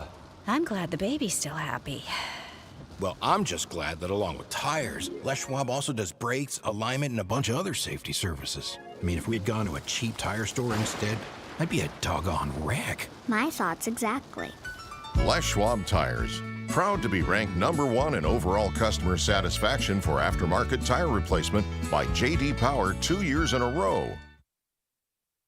Our staff loves baseball, and we know how to match you with the perfect vehicle that fits your baseball lifestyle. We know that you'd rather be getting ready to head to the field or the big game, so we make sure you have the most efficient and stress-free experience as possible. So if you're a baseball fan in the market this month for a newer vehicle, go online or give us a call so that you can set up a time for you to experience our easy and upfront pricing and our hands-on trade-in process that will really ensure you have a great experience and get a great value while shopping with us. Harvest Auto, where we're happy to support you and the activities you love. Caballes here in the bottom of the 8th inning. It's 6, 7, and 8 for Yakima Valley. Caballes, Graves, and Plante. Caballes 1 for 3 tonight, also has a walk, has reached 3 times, as he also reached on an error by shortstop Parker Price, 1 of 2 that he committed in the 4th inning. Here's the first pitch taken up high for a ball. Hurd sent back out for a 2nd inning of work, gave up a run in the 7th. The 1-0 misses, and it's 2-0 for the shortstop Caballes. Walked 2 and struck out 1, Hurd did. But it was the wild pitches that allowed Alex Shanks to score after he walked to lead off the inning. Strike called on Caballes, and it's 2-1. Through the windup, here's the 2-1. That one taken at the knees for a called strike, and the count is even 2-2.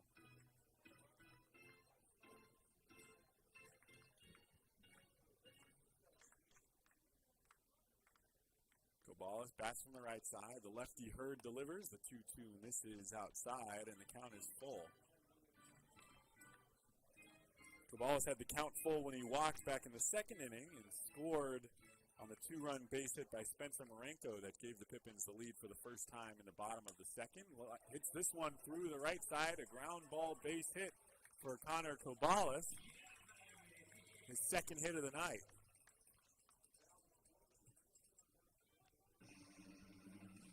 And up steps Chase Graves, who has reached in 3 out of 4 plate appearances. He's been hit by a pitch and walked twice tonight. Found a way on base, has helped his team out every step of the way.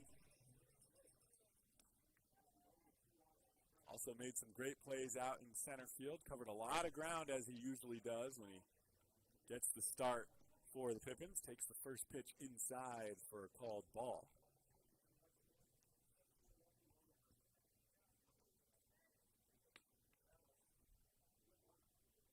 Here's the 1-0. That one catches the outside corner, and the count 1-1.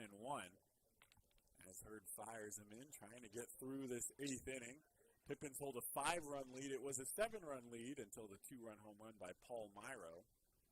Sweets scored 1 run in the first, and then all the way until the top of the 8th for them to score their 2nd and 3rd runs.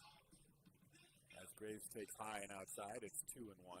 Pippins scored 2 in the bottom of the 2nd, 1 in the 3rd, 4 in the 4th. Took a couple innings off and scored 1 in the 7th. Here we are in the bottom of the 8th. The 2-1 misses, actually called strike at the knees. They throw down to first, but Caballes back in safely. It's 2-2 for Chase Graves.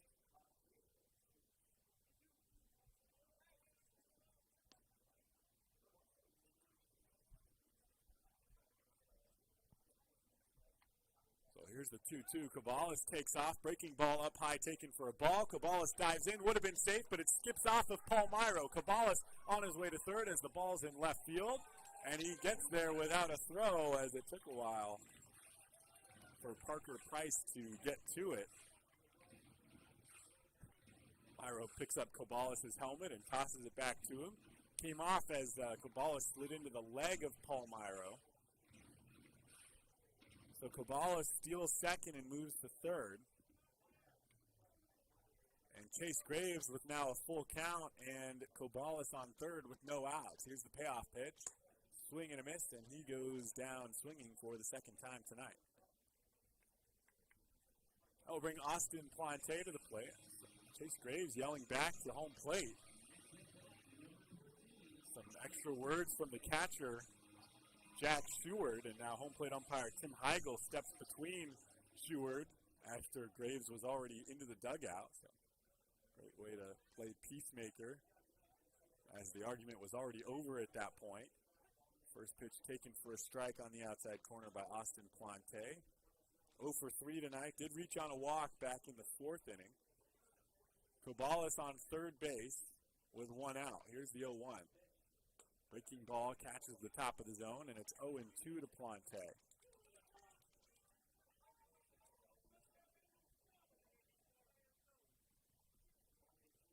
Hurd comes set. Here's the 0-2. Plante hits that one on a line to center field. It will be caught by Seth Ryberg, who concedes the run as Connor Caballes wasn't going to be caught anyways, but sprinting home without a throw, and he scores on the sacrifice fly.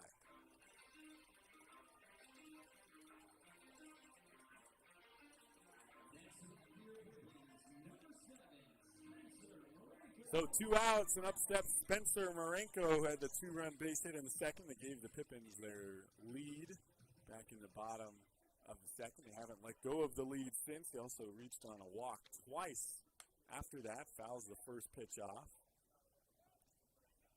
He was the first and last batter of the bottom of the 4th inning after the Pippins batted around. Walked to start the inning and then struck out swinging to end it. Here's the 0-1. This is up high, and it's 1-1.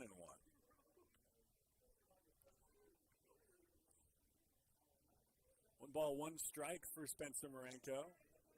Top of the order on deck, Chaz Myers. Here's the 1-1. And that one misses up high. It's 2-1. Pippins now lead 9-3 after the run by Connor Caballes. Here's the 2-1 from Logan Hurd, who misses up high again, and it's now 3 balls and 1 strike for the second baseman, Spencer Marenko. Chaz Myers with a single and a double today, as well as a walk, is on deck. Hurd through the windup, the 3-1 called a strike, and the count is full.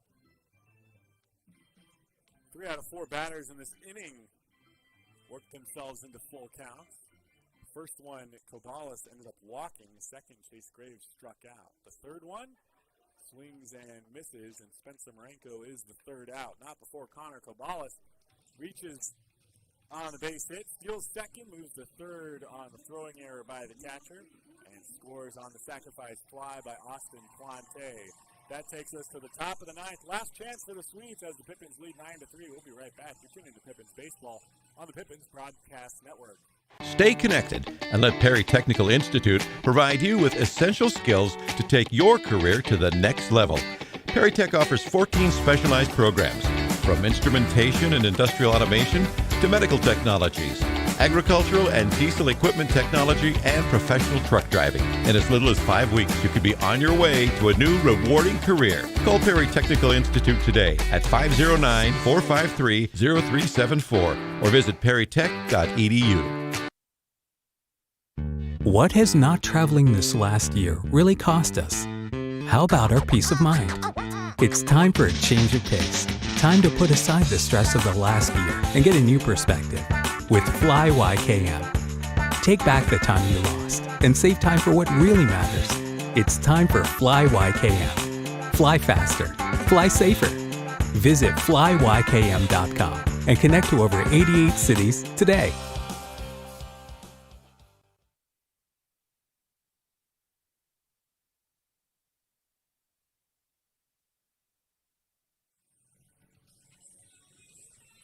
Welcome back to Yakima County Stadium. Joey Camerata will get the chance to close things out. Pitched the 8th inning, gave up the 2-run home run to Paul Myro after Nationwood doubled with 1 out. Otherwise, had 2 strikeouts in the inning. Those are the only 2 hits he gave up. He will face batters 4, 5, and 6 in the lineup for the Walla Walla Sweets. Justin Fools, Colin Wetterow, and Seth Ryberg. The Pippins were leading almost the entirety of last night's game up until the top of the 8th inning when the Sweets put together a 4-run 8th to tie the game at 7. Pippins could not score in the 8th, could not score in the 9th. Meanwhile, the Sweets added 2 more in the top of the 9th to win 9-7 and put themselves within 1 game of the top spot in the North Division. The Pippins have been on top of the North Division since the beginning of the season. They were tied at first and then ended up spacing themselves out, went into their non-league stretch with a 7-2 record that held off the rest of the division as they played games that didn't count towards the standings. Came back, won the first game of their Ridgefield series in Ridgefield on Tuesday, but then lost the next 2 and lost last night. They were on a 3-game skid, but come back in here tonight. They're up 9-3 in the top of the 9th, 1-1 count for Justin Fools against Joey Camerata. Catches the inside corner, and it's 1-2. The Pippins and Sweets playing a couple of close games last night, a close one tonight. They will conclude the series tomorrow night. That game will start at 7:05 p.m. because of the high temperatures in the air. All 3 games of the series have been pushed back just a bit. Here's the 1-2 to Fools. That one bounces inside and got a piece of Tim Heigl, probably off the wrist, and he will take a moment to collect himself as it's 2-2. Monday will be an off day for the Yakima Valley Pippins, and then they will welcome in the Port Angeles Lefties Tuesday through Thursday. The start times for the first 2 games of that series have also been pushed back. They will start at 7:35 p.m. as well. The 3rd game of that series will start, as of right now, the temperature is expected to return to relatively normal levels for a Yakima Valley summer. So that Thursday game still expected to start at 7:05 p.m. So 2-2 count for Justin Fools. Camerata set. Here's the pitch. Inside again and misses low. It's a full count. Tuesday will be the second Toyota Tuesday family night of the season, where the first 50 youth 18 and younger receive a free Toyota and Pippins co-branded baseball. And the first 100 youth receive a coupon for a free hot dog. Here's the 3-2 lined into right field. Alex Shanks, a few steps to his right. It drops in front of him. And Justin Fools on with a leadoff base hit here in the top of the 9th. I don't know if Alex Shanks didn't get a good read on that, or maybe just thought it was dropping quicker than it did. It looked like he had some time to get in front of that one. That's a drop in front of him. Not a situation where you want to dive after a ball. But I'm not so sure that it necessarily needed to be able to make the catch on that. So Fools reaches, and here's Colin Wetterow, who's 0 for 3 tonight with a strikeout, a line out, and a ground out. Also bats from the left side against the righty Camerata. Here's the first pitch. Misses high and outside. Wednesday against Port Angeles will be another baseball bingo winning Wednesday, and that Thursday game is Celebrate America Night with fireworks after the game presented by Banner Bank. The 1-0 misses high and away as well. And it's 2-0 for the first baseman, Wetero.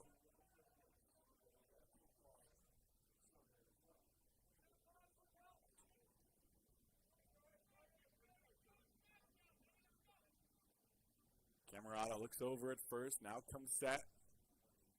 Ready to deliver the 2-0. The pitch inside, just off the plate that time. And it's 3-0 to Colin Wetero. Dylan Bishop out in the Yakima Valley bullpen might be called upon to get the last few outs, if that's who indeed is getting warm. He does start throwing with Josh Davis out there. Camerata does throw a strike on the outside corner, and it's 3-1 to Wetero.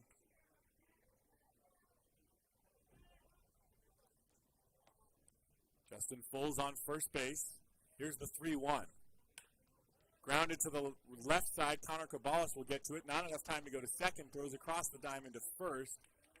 And not in time there as well. Tough play as it was a slow hopper down to the shortstop, Caballes. Didn't pick it clean as well, and initially looked for second.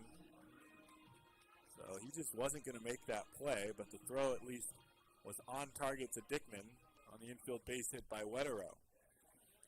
So 2 runners on and no outs. Up steps Seth Ryberg. Ryberg had a 2-run base hit in the top of the 8th inning last night. Takes the first pitch inside for a ball. That tied the game in the 8th inning. Steps up. Still a decent amount to go for the Walla Walla Sweets to catch up. There's 6 runs down here, but 2 on for Ryberg with a 1-0 count. The 1-0 grounded to first base. Dickman has to play back on it. He'll take it and step on the bag for the first out as the runners move up to second and third. But the first out down, the Pippins defense can take a little bit of a breath. Here's William Grimm, who's 0 for 3 tonight.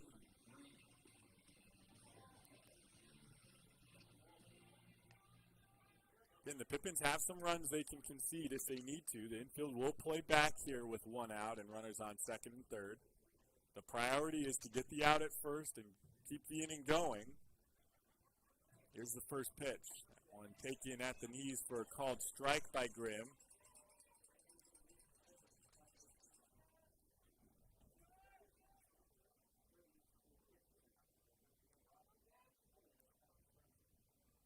Here's the 0-1.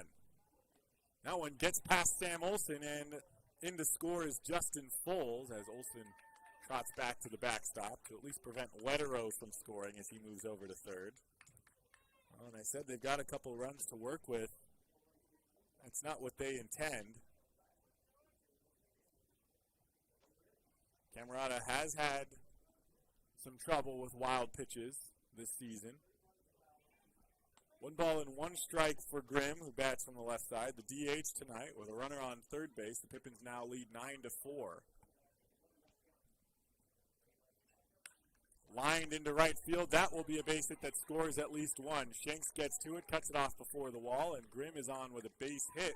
The throw into the infield sails over Caballes' head, but Camerata there to back up the play. So it's an RBI base hit for William Grimm, and the Pippins now lead 9-5. As the Pippins will start to look down to their own bullpen. Dylan Bishop starting to throw off the mound now. Will start to get loose with a little more urgency.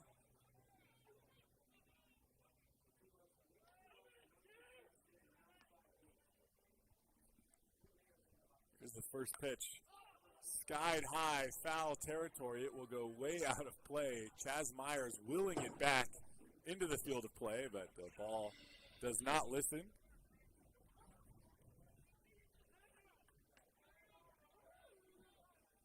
Pinch hitter for the Walla Walla Sweets, Quentin Ayers will bat.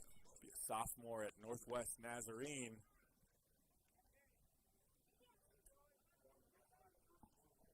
Here's the 0-1. Grounded back into the Pippins dugout. That one got in there hot.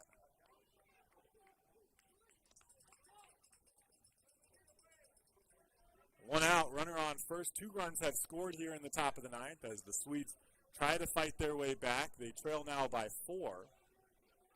Camerata came on, gave up 2 runs in the 8th so far. 2 runs given up in the 9th. Pippins looks like Dylan Bishop is ready to go if needed down in the bullpen. Didn't seem to be throwing with a lot of urgency, but makes a throw every couple of pitches now down in the bullpen. 1-2 count for Quentin Ayers. Camerata set. Here's the pitch. Outside corner taken, strike 3, and that's the second out of the inning as Quentin Ayers goes down looking. Third strikeout of the outing for Joey Camerata, and he's now 1 out away from closing this game out despite giving up 4 runs so far.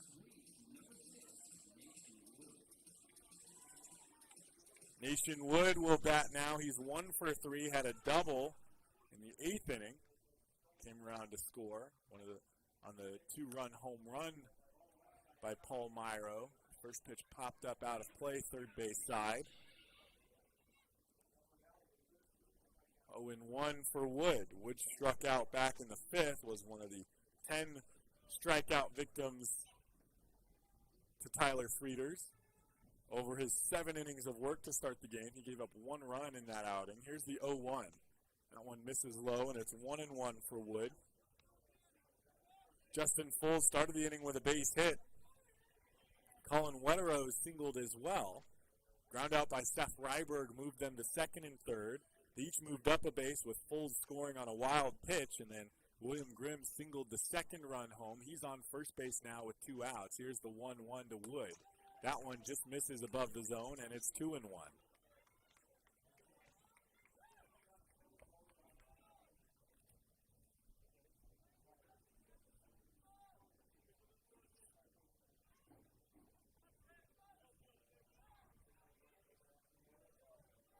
Looks over at first, now comes set.